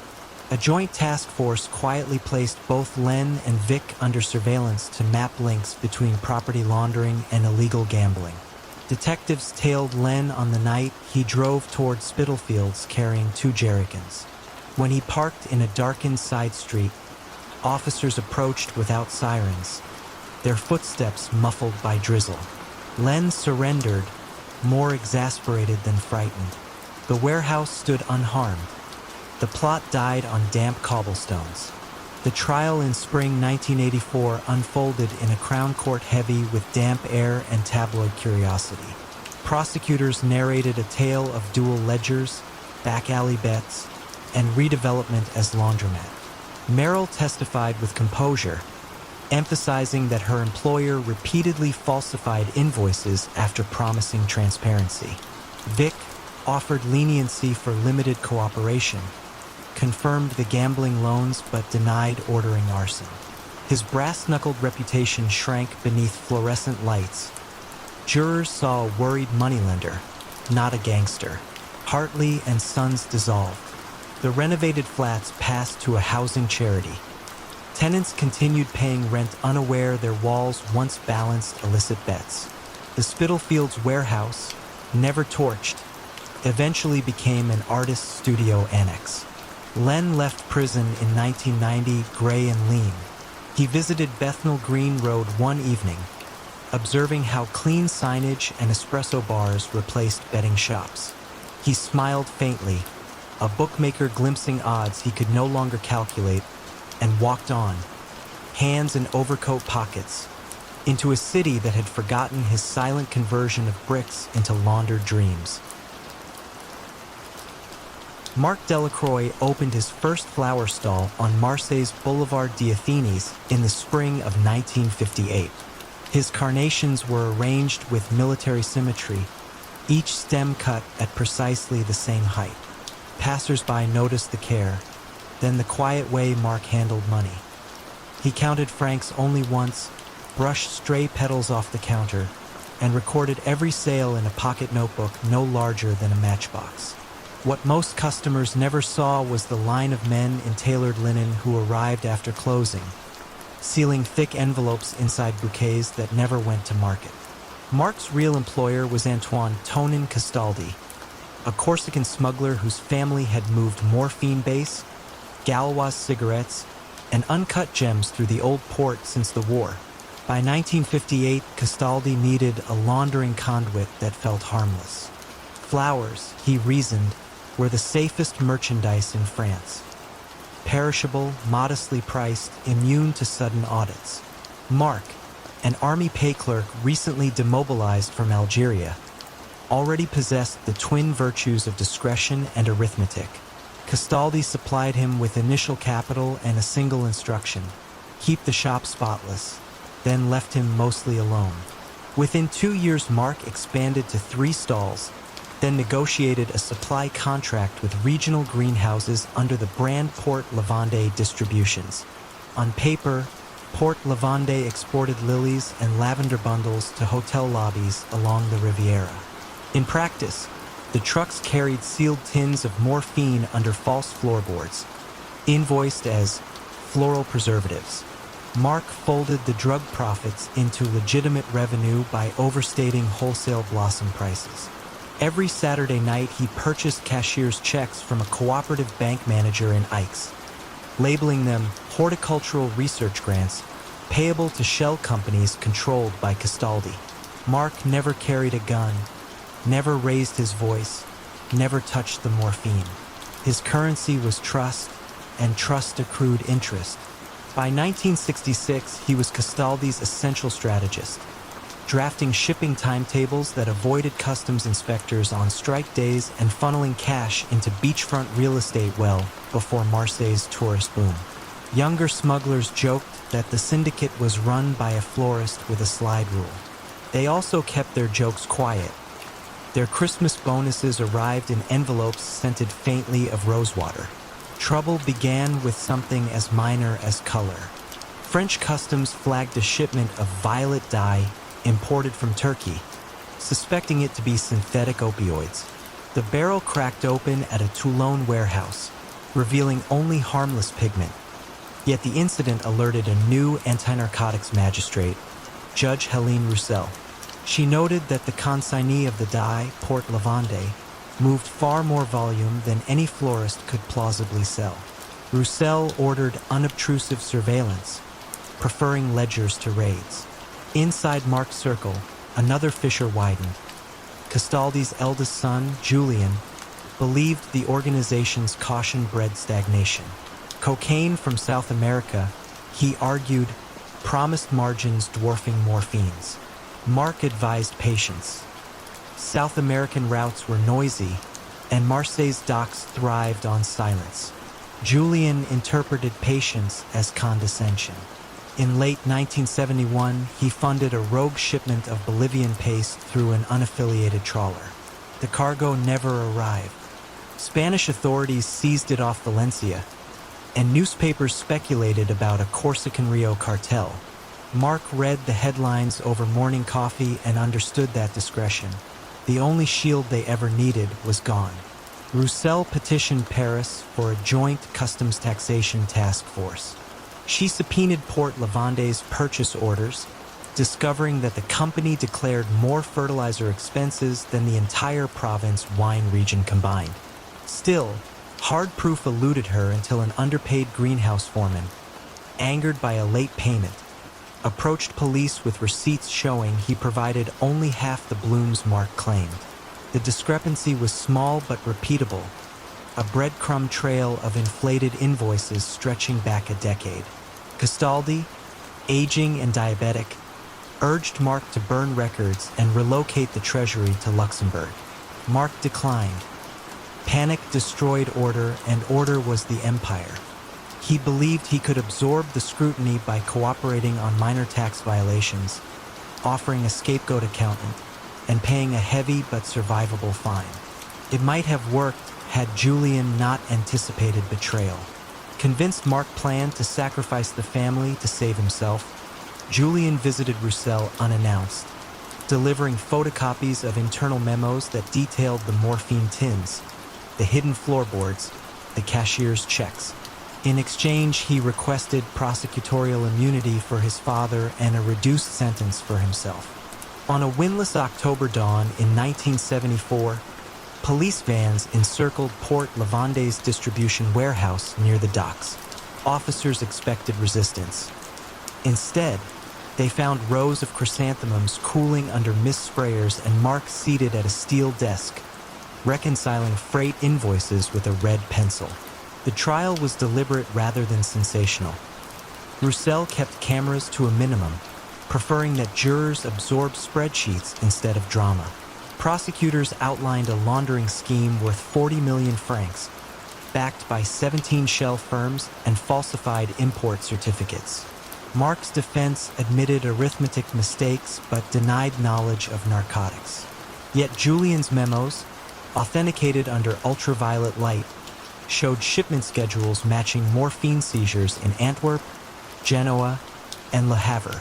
Faced with cross-examination, Mark remained courteous, offering precise corrections to dates but never blaming others. His composure unnerved even veteran reporters. In prison, Mark was assigned to the horticulture wing, where he revived a neglected herb garden and taught inmates how to propagate basil from cuttings. He answered questions about fertilizer ratios, never about money. When Roussel visited in 1982, conducting research on financial crime, she found him pruning rosemary with the same deliberate grace he once reserved for ledgers. He greeted her politely, congratulated her on recent legislation tightening cash transaction limits, and offered no resentment. "Laws evolve," he said. "So must ledgers. I simply ran out of seasons." Mark completed his sentence with standard reductions and stepped out of Fraynes prison in May 1986 carrying a single geranium, grown from seed, as personal property. The dockyards of Marseille had changed. Container cranes replaced fishing smacks, and no one remembered Port Lavande beyond a faint story about flowers that funded shadows. Mark rented a studio above a bakery, tending window boxes of thyme and mint. He lived quietly, giving advice to neighborhood gardeners, and declined every interview request. By the time he died in 1998, the morphine routes he once shaped had long been absorbed by louder, rougher syndicates. Yet financial crime seminars across Europe still cited Operation Petal as the textbook marriage of elegance and illegality. Proof that a florist's obsession with precision could perfume criminal cash, until a single bruised stem revealed the entire bouquet. Leonard "Len" Russo never looked the part of a mid-century Chicago crime boss. He wore pale cardigans, kept his hair neatly parted, and carried a fountain pen in the same breast pocket every day. By training, he was a bookkeeper, the youngest son of Sicilian immigrants who prized order above bravado. That taste for tidy columns led him, almost accidentally, into the orbit of Salvatore Guarini, the city's fading Prohibition-era capo. In 1951, when Guarini's ledgers stopped balancing and the tax men began to whisper, Russo was summoned to fix the mess. He did so in a single snowy weekend, reorganizing the liquor fronts, the jukebox route, and the modest gambling houses with the brisk efficiency of a small-town CPA. Guarini paid him $2,000 and told him he would never be let go. For the next decade, Russo stayed in the background. He audited tavern receipts, moved cash into meatpacking payrolls, and learned the delicate choreography of bribery. The alderman's nephew who got a no-show union job, the precinct captain whose mortgage was mysteriously paid down each Christmas. Russo's genius was invisibility. He created shell companies with forgettable names, Midwestern Vending, Grand Lakes Real Estate, and used them to launder weekly bundles of small bills into clean, taxable profits.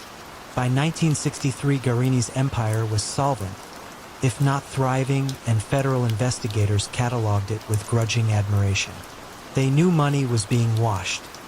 They simply could not trace the rinse cycle back to Russo's quiet desk. Yet power, once tasted, rarely stays hidden.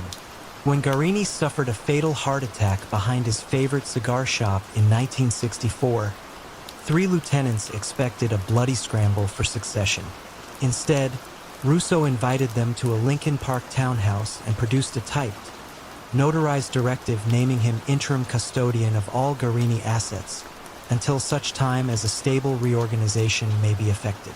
The paper bore the aging boss's signature, the family lawyer's seal, and a date from 2 weeks earlier. Whether Guarini understood what he had signed was irrelevant. The lieutenants saw that the banks, judges, and suppliers already recognized Russo's new authority. No shots were fired. The cardigan had outmaneuvered the gun. Russo ruled through numbers, not fear. He shifted the operation from hijacking to city contracts, from bootleg liquor to coin-operated amusements.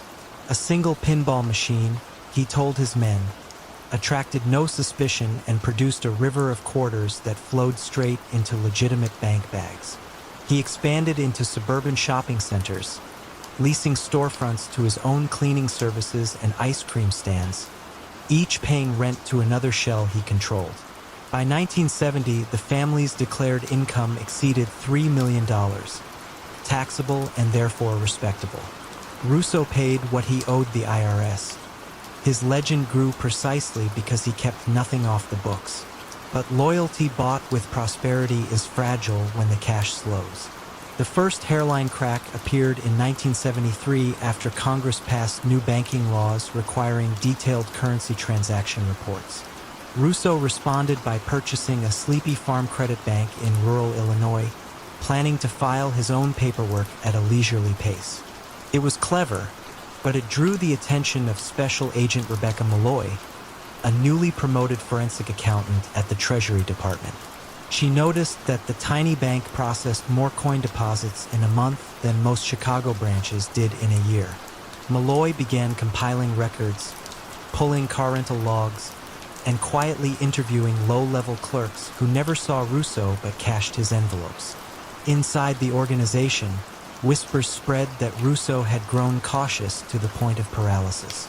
Ambitious captains argued that ski mask robberies and warehouse thefts still turned a faster profit than laundromats. Russo countered with charts and ratios, but charts do not thrill men who yearn for fast danger.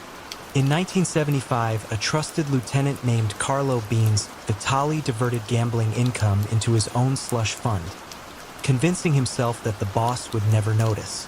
Russo noticed within 3 days. He summoned Vitali to a downtown diner, slid a manila envelope across the formica, and murmured that the missing money had already been restored from Vitali's personal accounts. Russo's tone remained courteous, yet Vitali left the meeting knowing he had been gently, irrevocably exiled from real power. Vitali's resentment found an eager listener in Agent Malloy. Facing indictment for unrelated narcotics charges, he traded stories for leniency. He explained how the quarters moved from jukeboxes into armored trucks, then into the farm credit vault, then into cashier's checks that funded suburban real estate. Malloy finally possessed the living thread connecting shell companies to their hidden puppeteer. All she needed was a misstep. It came when Russo purchased a derelict hotel near O'Hare Airport under yet another alias. Illinois law required notarized disclosure of any beneficial owner exceeding 25% interest.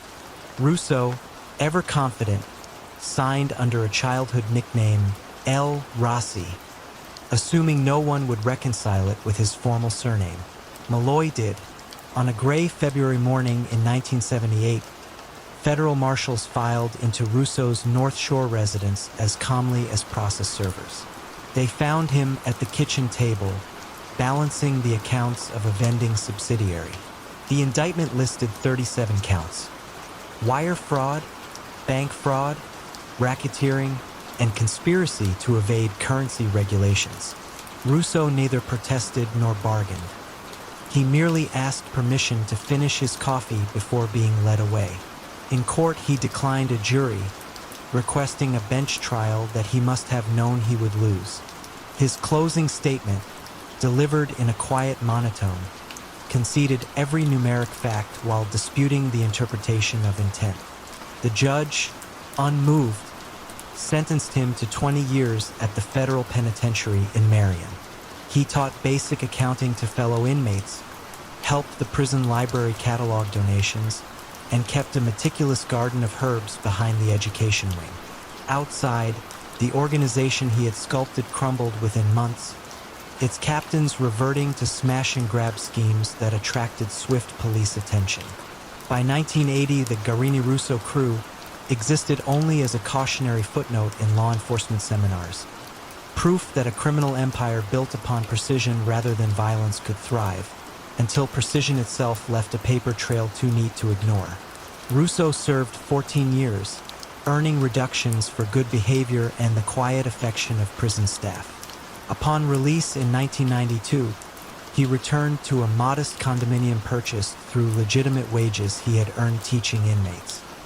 He lived another 8 uneventful years, passing away in his sleep over a stack of neatly balanced household ledgers. In the end, his fall was not marked by bullets or betrayal, but by the same fidelity to numbers that had once elevated him above the street. The ledgers, perfectly ordered, testified that the calmest architect of Chicago's mid-century underworld had been undone by his own devotion to the balance sheet. During the winter of 1991, when Berlin still smelled faintly of crumbled concrete and wet plaster, Victor Keller crossed into the newly reunified city with a battered leather briefcase and a resume stamped by the Zurcher Handelsbank. To most observers, he appeared harmless, a narrow-shouldered man in wire-rimmed glasses, fluent in balance sheets but clumsy with small talk.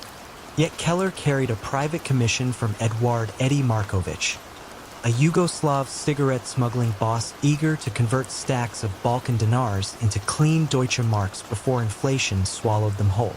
Keller's first step was modest. He rented a second-floor office above a Prenzlauer Berg bakery and registered Nordlicht Consulting, advertising tax advice for small importers. The sign attracted nothing but pigeons, which suited him. Real clients arrived after dusk, led upstairs by a former Stasi custodian who now moonlighted as a driver for Markovich. Keller listened more than he spoke, jotting figures into a slim notebook and promising receipts by week's end. His calmness impressed the smugglers accustomed to frenetic border runs. They began calling him Der Pfarrer, the parish priest, because he offered financial absolution. By mid-1992, Keller had built a lattice of front companies: a shell timber exporter in Rostock, a fictitious wine distributor in Mainz, and, most lucratively, a wholesale electronics firm that existed only as a fax machine in his office closet. Each entity filed perfectly mundane VAT returns, masking deposits that spiraled from tens of thousands to several million marks. Keller's technique was simple elegance: break every large transfer into dozens of micropayments, funnel them through trade invoice financing, then reintegrate the funds as equipment leasing fees. Bank clerks, drowning in post-reunification paperwork, seldom questioned why a timber exporter leased oscilloscopes. Success, as always, attracted scrutiny. The Bundesfinanzpolizei launched Project Lantern to trace unexplained bursts of capital lighting up provincial banks. An analyst, Anja Reuter, noticed that 9 separate firms, none older than 18 months, paid identical insurance premiums to the same Zurich underwriter. The coincidence felt too crisp. She flagged the file and began mapping owners. The web converged on Nordlicht Consulting and a proprietor no one had yet interviewed, Victor Keller. Inside Markovich's circle, tension simmered. Cigarette profits soared, but customs patrols along the Danube tightened, forcing longer routes and higher bribes. Markovich demanded accelerated laundering.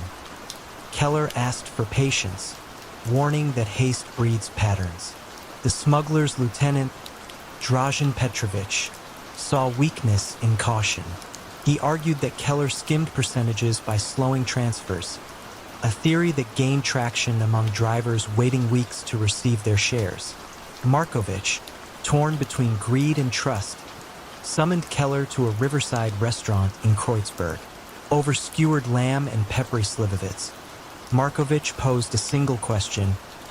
If the police knock tomorrow, how clean are we? Keller, folding his napkin with surgical precision, replied that every transaction could withstand a standard audit, provided no one volunteered extra information. The answer satisfied the boss, but not Petrovich, whose glare carved a silent threat across the tablecloth. 2 months later, Reuter obtained authority to perform soft interviews. She chose a quiet approach, posing as a trade journal reporter curious about post-war entrepreneurship. Climbing the narrow stairs to Nordlicht, she found Keller adjusting a desk lamp. Her questions about export financing elicited courteous, measured replies. Yet twice she thought she saw his pen pause at names she hadn't offered. She left with little more than polite quotations, but the encounter confirmed her instinct. This man expected inquiry. Petrovich, meanwhile, decided to force acceleration. Without informing Keller, he rerouted a convoy of contraband cigarettes through Poland and parked the cash, 1.8 million marks, in the Rostock Shell's account over one weekend. The lump shattered Keller's pattern of small, rhythmic deposits. When he logged into the remote terminal Monday morning, the figure blinked like a hazard light. He phoned Markovich immediately, urging withdrawal and refiltration. Petrovich intercepted the call, assuring him that the boss approved. Keller suspected otherwise, but had no leverage. The banking anomaly triggered Lantern's automated alert. Reuter secured a full warrant the same afternoon and, with 2 detectives, visited Nordlicht at dawn. They arrived to find ledgers boxed and ready for shredding, yet still on site. A sign the owner had planned an orderly exit, not a frantic escape. Keller invited them in, offered weak coffee, and listened while Reuter itemized discrepancies. When she finished, he requested 15 minutes to call a lawyer. Instead, he phoned Markovich's private line. Petrovich answered, claimed the boss was unavailable, and suggested Keller stay calm. The dial tone that followed felt like a verdict. Facing isolation, Keller weighed probabilities with accountant precision. Cooperation promised leniency. Silence offered loyalty to men who valued convenience over gratitude. He opened his briefcase, removed the slim notebook, and placed it on Reuter's side of the desk. "These are the master accounts," he said, voice even. "In exchange, I want witness protection in Switzerland and a guarantee my family joins me." Reuter consulted the detectives, then nodded. The subsequent statement ran 40 pages, detailing shell structures, courier schedules, and offshore passcodes. It culminated with the revelation that the Rostock deposit lacked Markovich's authorization, proof of internal fracture. Police raids rippled across Berlin and Vienna. Markovich fled toward the Adriatic but was arrested at a Slovenian toll barrier, a suitcase of mixed currencies on the passenger seat. Petrovich vanished for 6 weeks before turning up in Bratislava, where local officers found him living under a poorly forged Croatian passport. Extradition followed. So did indictments for money laundering and customs fraud. At trial, Keller testified in measured German, unspooling the quiet arithmetic of crime. The court sentenced Markovich to 14 years, Petrovich to 8. Keller received a suspended term and immediate relocation. Rumors placed him in a modest lakeside town near Lucerne, where he worked as an accountant for a non-profit that restored alpine footpaths. Locals described him as punctual, reserved, fond of long walks at dusk. Berlin moved on, cranes stitching new skylines above old scars. Project Lantern became a model for financial forensics curricula, its first case a lesson in how one abrupt deposit can extinguish the dim light of secrecy. And somewhere in Switzerland, a former banker still balanced columns, aware that the cleanest books are those that never invite a second glance, yet equally aware that even pristine numbers cannot erase the memory of what they once concealed. Frankie Lito began peddling groceries through Manhattan's Lower East Side in 1942, a thin teenager navigating streets slick with rain and wartime rationing. His easy grin and punctual arrivals impressed grocer Sal Puglisi, who also managed deliveries for a quieter clientele. Numbers racket collectors funneling wagers from tenement hallways to hidden counting rooms. One afternoon, Sal asked Frankie to swap lettuce crates for sealed manila envelopes and ride 5 extra blocks. The boy accepted, reasoning that an errand was an errand. Within months, the bicycle had become an unofficial badge of trust. Frankie's route lengthened from Orchard Street to Little Italy, then north toward Midtown pawn shops.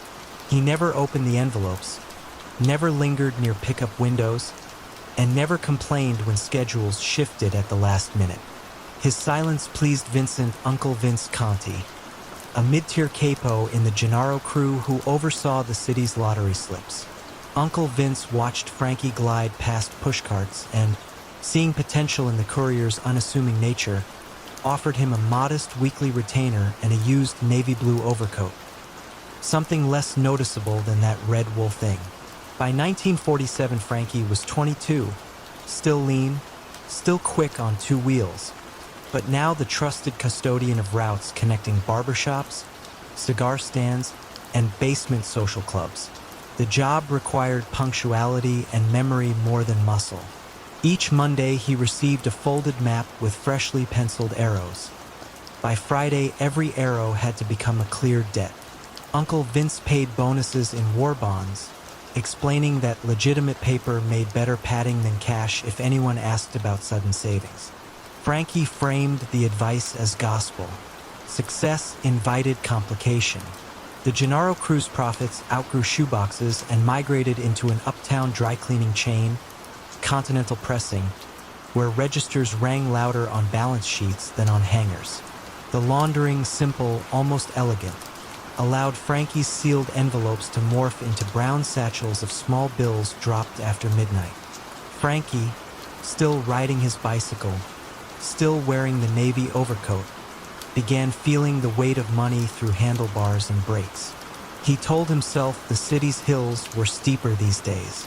Change arrived through Alvin Weiss, a Treasury Department auditor fresh from Navy service, assigned to trace counterfeit ration stamps but increasingly focused on unusual cash deposits. Weiss noticed that Continental Pressing's Columbus Avenue branch declared Tuesday night revenue triple that of the flagship shop on Broadway, despite half the pressing machines. He drove past at closing time, expecting bustle, but saw only a lone attendant locking up and a young man leaning on a bicycle across the street, coat collar flipped against the wind. Weiss filed a preliminary irregularity report and returned 2 weeks later with a plainclothes partner. This time he followed the cyclist, watching Frankie weave south, stop behind a bakery, hand off a satchel to a man with flour on his sleeves, then vanish into traffic. Weiss noted street names and timings, sketching a tentative web of stops. He lacked proof of crime. He had, however, found a pattern. Inside the organization, unease simmered. Police chatter suggested someone was diagramming routes. Uncle Vince convened a late-night meeting in a shuttered pool hall, instructing collectors to randomize pickups and to give the kid a car. Bicycles stand out. Frankie protested that he lacked a driver's license. Vince waved away the concern, promising forged papers by morning. The overcoat, Vince decided should stay. It had become part of Frankie's camouflage. Switching to a Ford sedan felt to Frankie like trading ballet shoes for concrete boots. Traffic lights slowed escapes that a bicycle slipped through effortlessly. Worse, the routes grew longer because the car could carry more, and extra volume meant extra risk. He kept driving, though, because Uncle Vince had never steered him wrong. Weiss, observing the shift from 2 wheels to 4, recognized escalation. He petitioned for wiretap authorization on Continental Pressing's business line. Over a month, snippets of code words, steam tickets, double starch, blue tags, suggested synchronized drops. Yet the tapes alone could not bridge cash to crime. Weiss needed a physical handoff. The break came on a foggy November night in 1949.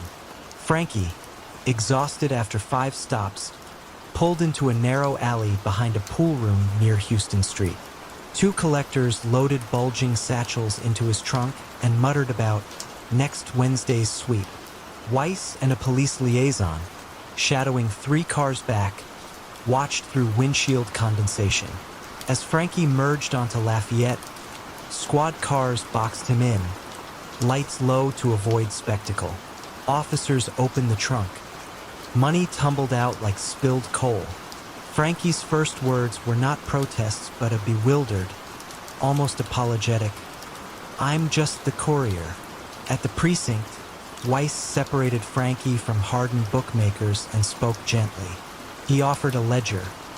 Cooperate, diagram every route, testify about laundering inside Continental Pressing, and the government would recommend minimal sentencing, perhaps probation.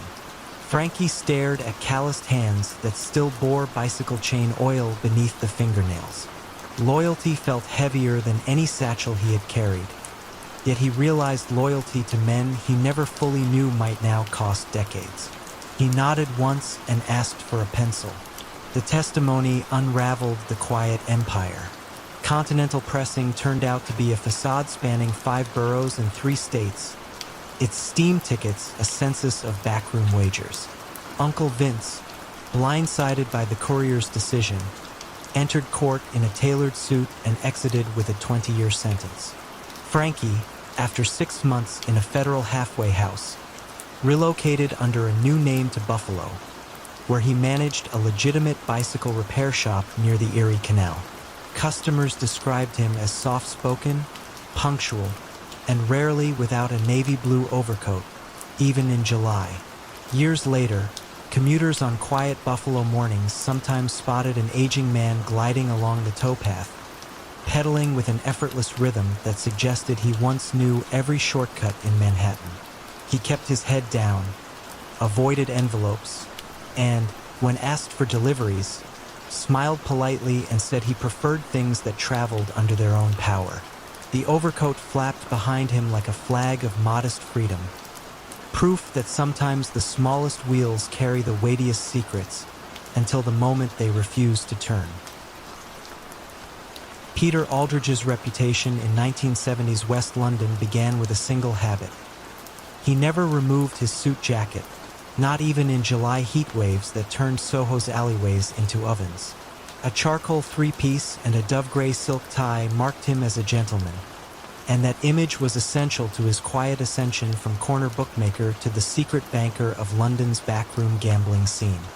He started small in 1969, renting a smoke-stained shop on Barrack Street where punters placed off-track wagers on horse races at Goodwood and Ascot. Officially, Peter logged only modest bets and paid taxes like any honest turf accountant. Unofficially, he ran evening sheets after normal hours, recording high-stakes slips for club owners and crooked stockbrokers who preferred their vices unregistered. Because Peter kept wagers in neat ledgers, settled promptly, and spoke in measured tones, word spread that his shop was safer than the racetracks themselves. Within 3 years, the cash flow dwarfed legal takings. Peter needed a laundromat for bank deposits, so he purchased Harrington and Row, a struggling Seville Row tailor. The front windows displayed handcrafted jackets, The upstairs cutting room became a staging area where stacks of betting cash were pressed flat beneath suit irons, wrapped in tissue, and labeled fabric advances.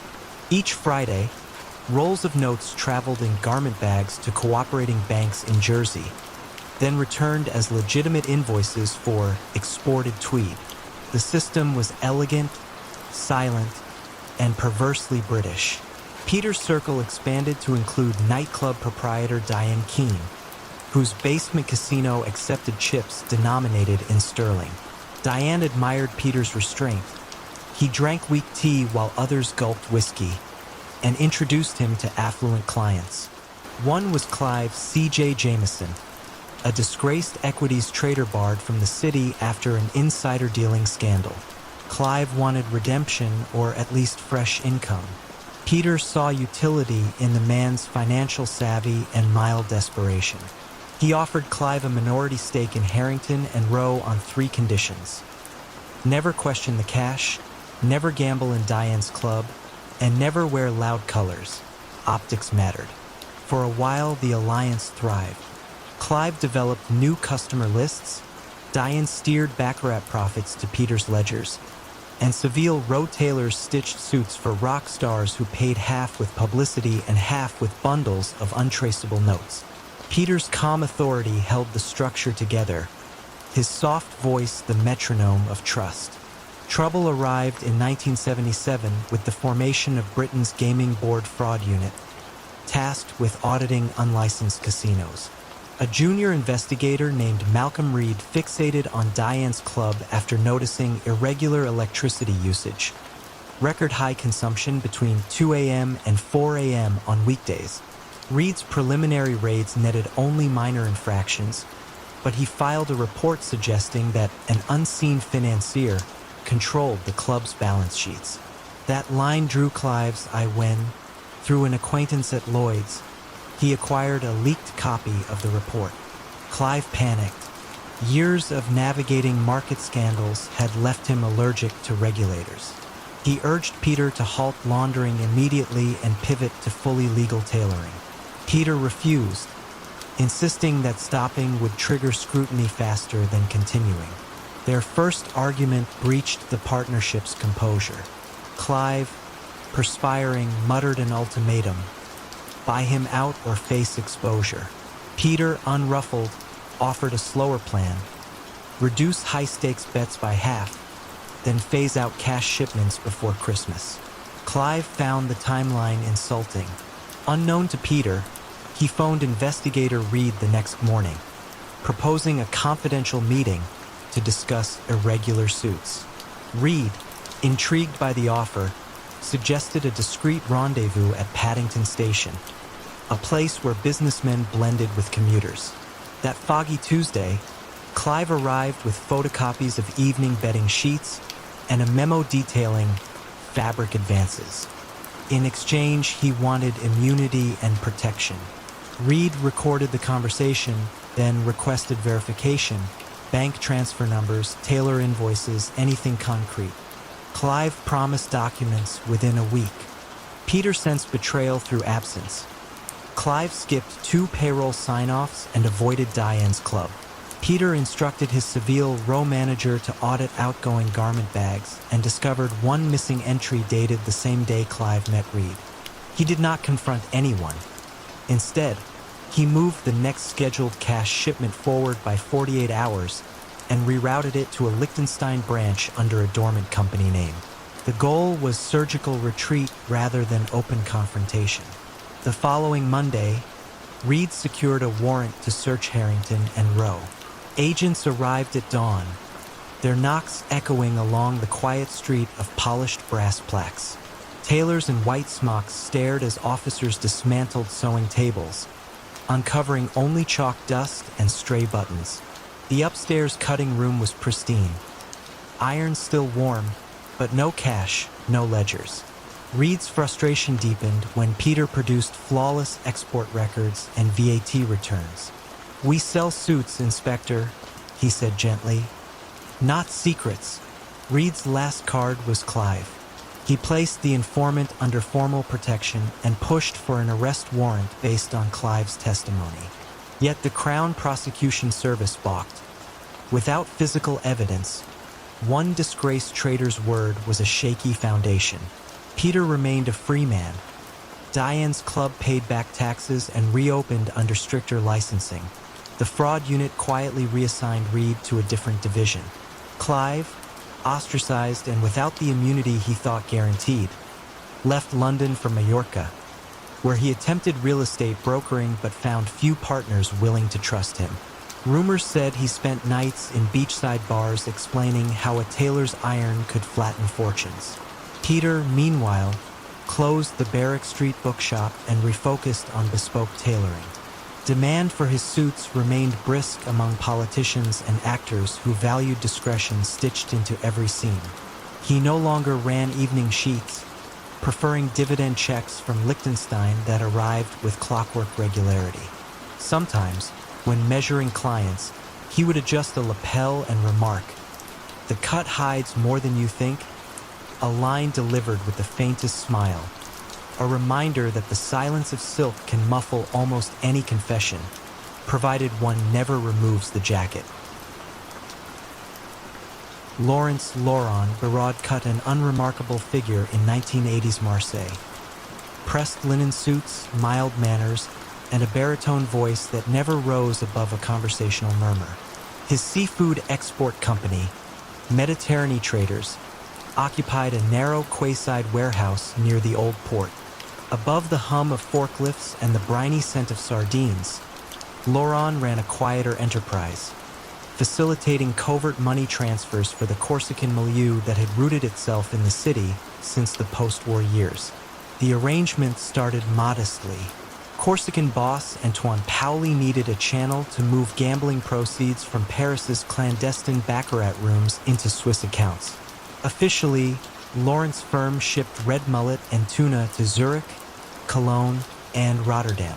Unofficially, false invoices for premium bluefin disguised bundles of francs vacuum-sealed inside fish crates, then packed under dry ice. Laurent's efficiency impressed Paoli, who rewarded him not with flamboyant gifts, but with protection contracts and predictable percentages. Loyalty seemed less a demand than a shared posture. Speak softly, move delicately, enrich each other. By 1986, Paoli's earnings soared, and Lawrent's warehouse became an indispensable junction. A second loading bay was added, nominally for scallops but in fact for high-value bearer bonds couriered from Brussels. On paper, Mediterranean Traders ballooned from a regional exporter to the fourth largest seafood concern in southern France. Customs agents who questioned the rapid growth received gift baskets of vintage Bandol wine and quiet assurances that the boom reflected rising Japanese sushi demand. Most accepted the explanation. A few logged suspicions in forgotten dossiers. Yet expansion bred friction. Paoli's nephew Émile, 30 and hungry for autonomy, believed Laurent was skimming elegance, subtracting discrete percentages before profits reached Corsica. Émile had never seen Laurent lose composure, and that calmness irked him the way steady rain irritates a leaky roof. He lobbied Paoli to audit the books. Paoli demurred, arguing that distrust would spook their golden goose. Émile simmered, then approached a different, more patient audience. France's newly formed Central Office for the Repression of Banditry, OCRB, whose mandate was to dismantle organized crime's financial circuitry. An OCRB lieutenant, Sonia Delmas, met Émile in a Montparnasse cafe under the pretext of selling diamonds. Émile, smelling leverage, offered ledgers and a future testimony, on one condition: immunity. Delmas accepted the handshake, aware that Paroli's promises could evaporate, but intrigued by the crack within Paoli's circle. Meanwhile, Laurent sensed a shift he could not yet name. Truck schedules arrived altered. Couriers requested unplanned overtime. Émile's calls became curt.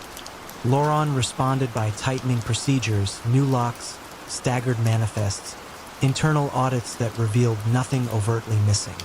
Still, his instinct nagged. Years earlier, he had framed a poem above his desk. A trap's first sign is the silence that invites you forward. He began listening for that silence. On an overcast April dawn in 1988, 3 refrigerated lorries rolled through the port checkpoint, manifests citing 40 tons of turbot bound for Genoa. Inside the crates, OCRB agents found not fish but 76 million francs in shrink-wrap stacks. The drivers, low-level dock workers, surrendered without protest. Delmas's team seized shipping logs bearing Lauren's signature, then positioned unmarked cars outside Mediterranean traders. Laurent was supervising a pallet of genuine monkfish when sirens flared. Agents entered quietly, almost politely, reading warrants in measured tones. Workers stepped aside.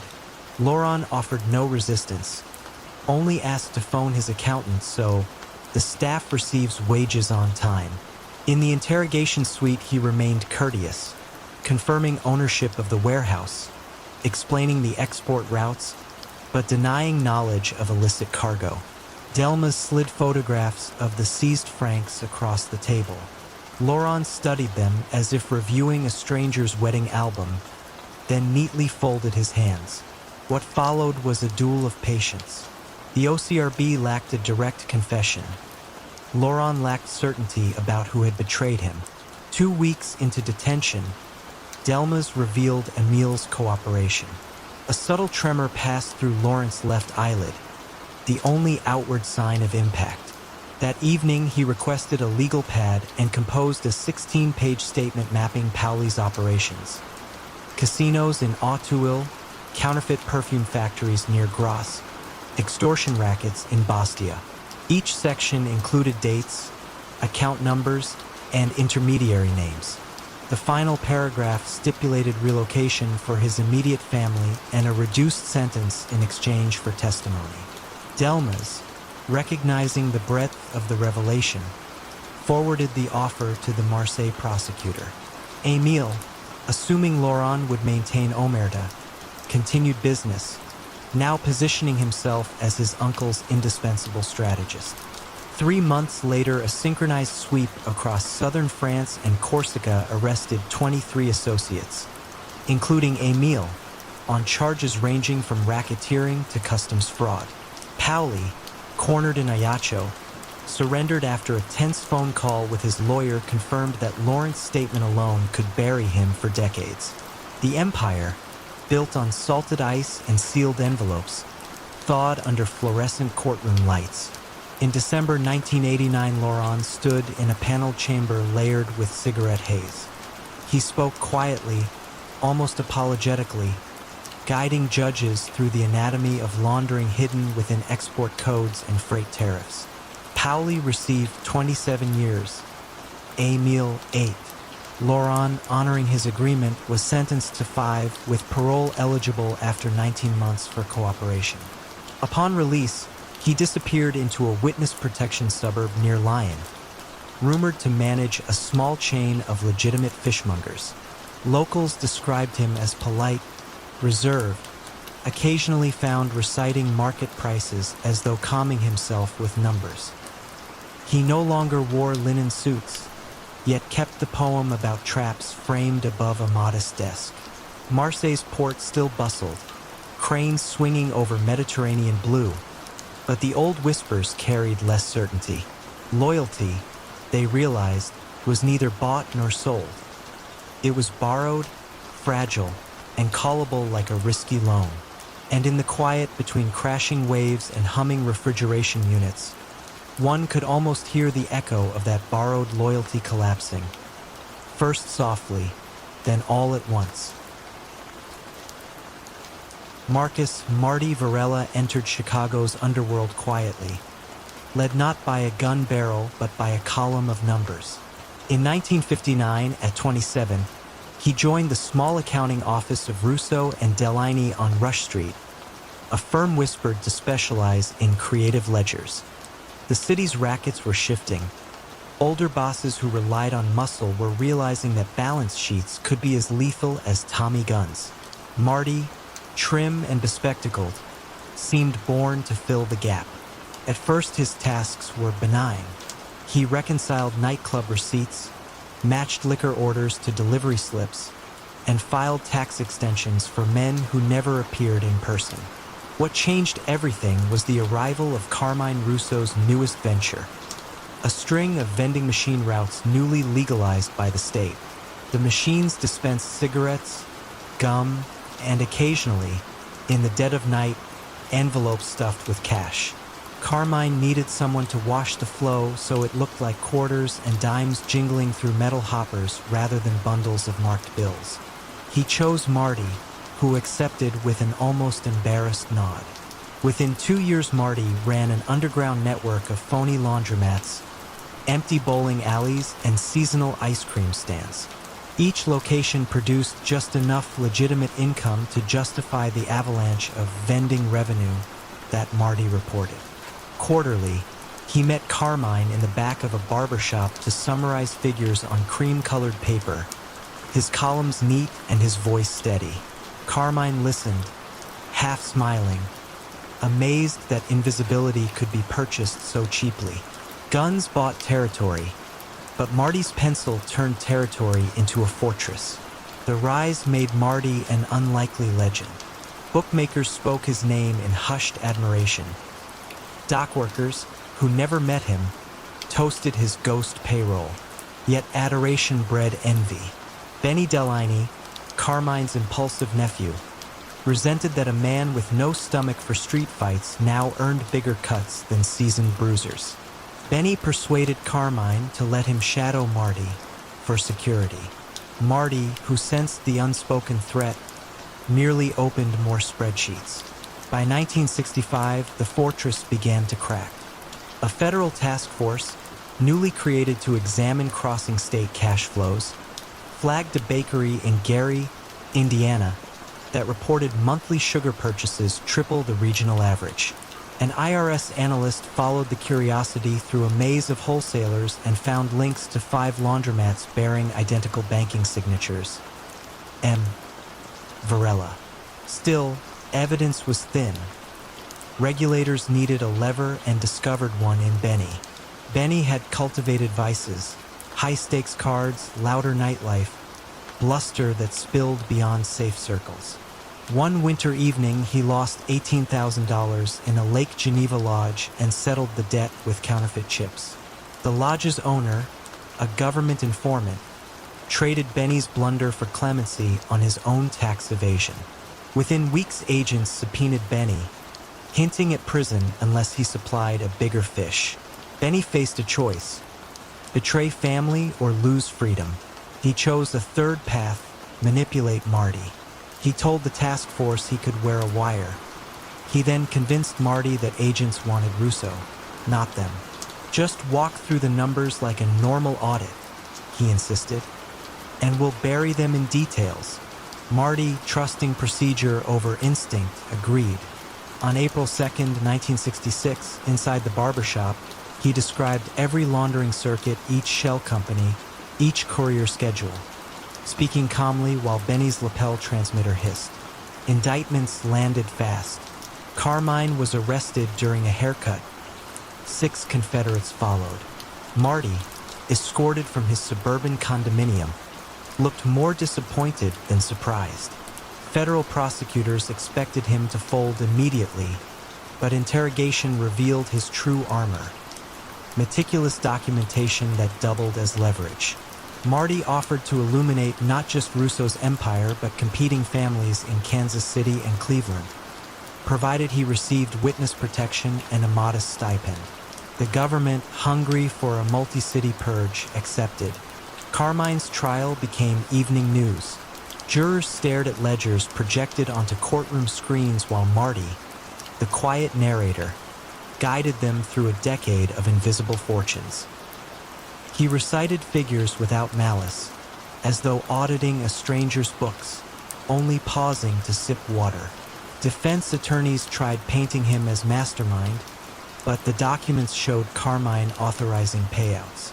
Marty's unemotional clarity left little room for doubt. Convictions followed: racketeering, tax fraud, conspiracy. Sentences totaled 112 years. Benny Delaney, expecting leniency, received 5 years for obstructing justice. The wire's usefulness paled beside his counterfeit chip scheme. In prison, he discovered that betrayal's dividend often arrives as isolation. Marty vanished into a federal relocation program, resurfacing, some said, as a rural New England treasurer who kept town budgets impeccably balanced. Rumors persisted that he still skimmed, only this time for retirement, not rackets. Others believed he learned to enjoy an ordinary paycheck, having witnessed what excess invites. Chicago's underworld adapted, hiring new accountants yet imposing stricter loyalty tests. Older capos muttered that numbers were dangerous in the wrong hands. Younger ones countered that without numbers there was no empire at all. Through it all, Marty's legend endured, proof that a man with a ledger could raise a dynasty, then quietly lay it in the grave, all by turning pages. The fortress he built of columns and decimals had crumbled, but in its ruins lay a sober lesson. In organized crime, the surest weapon is always information, and the most devastating pull of the trigger can be the soft scratch of a pencil across paper.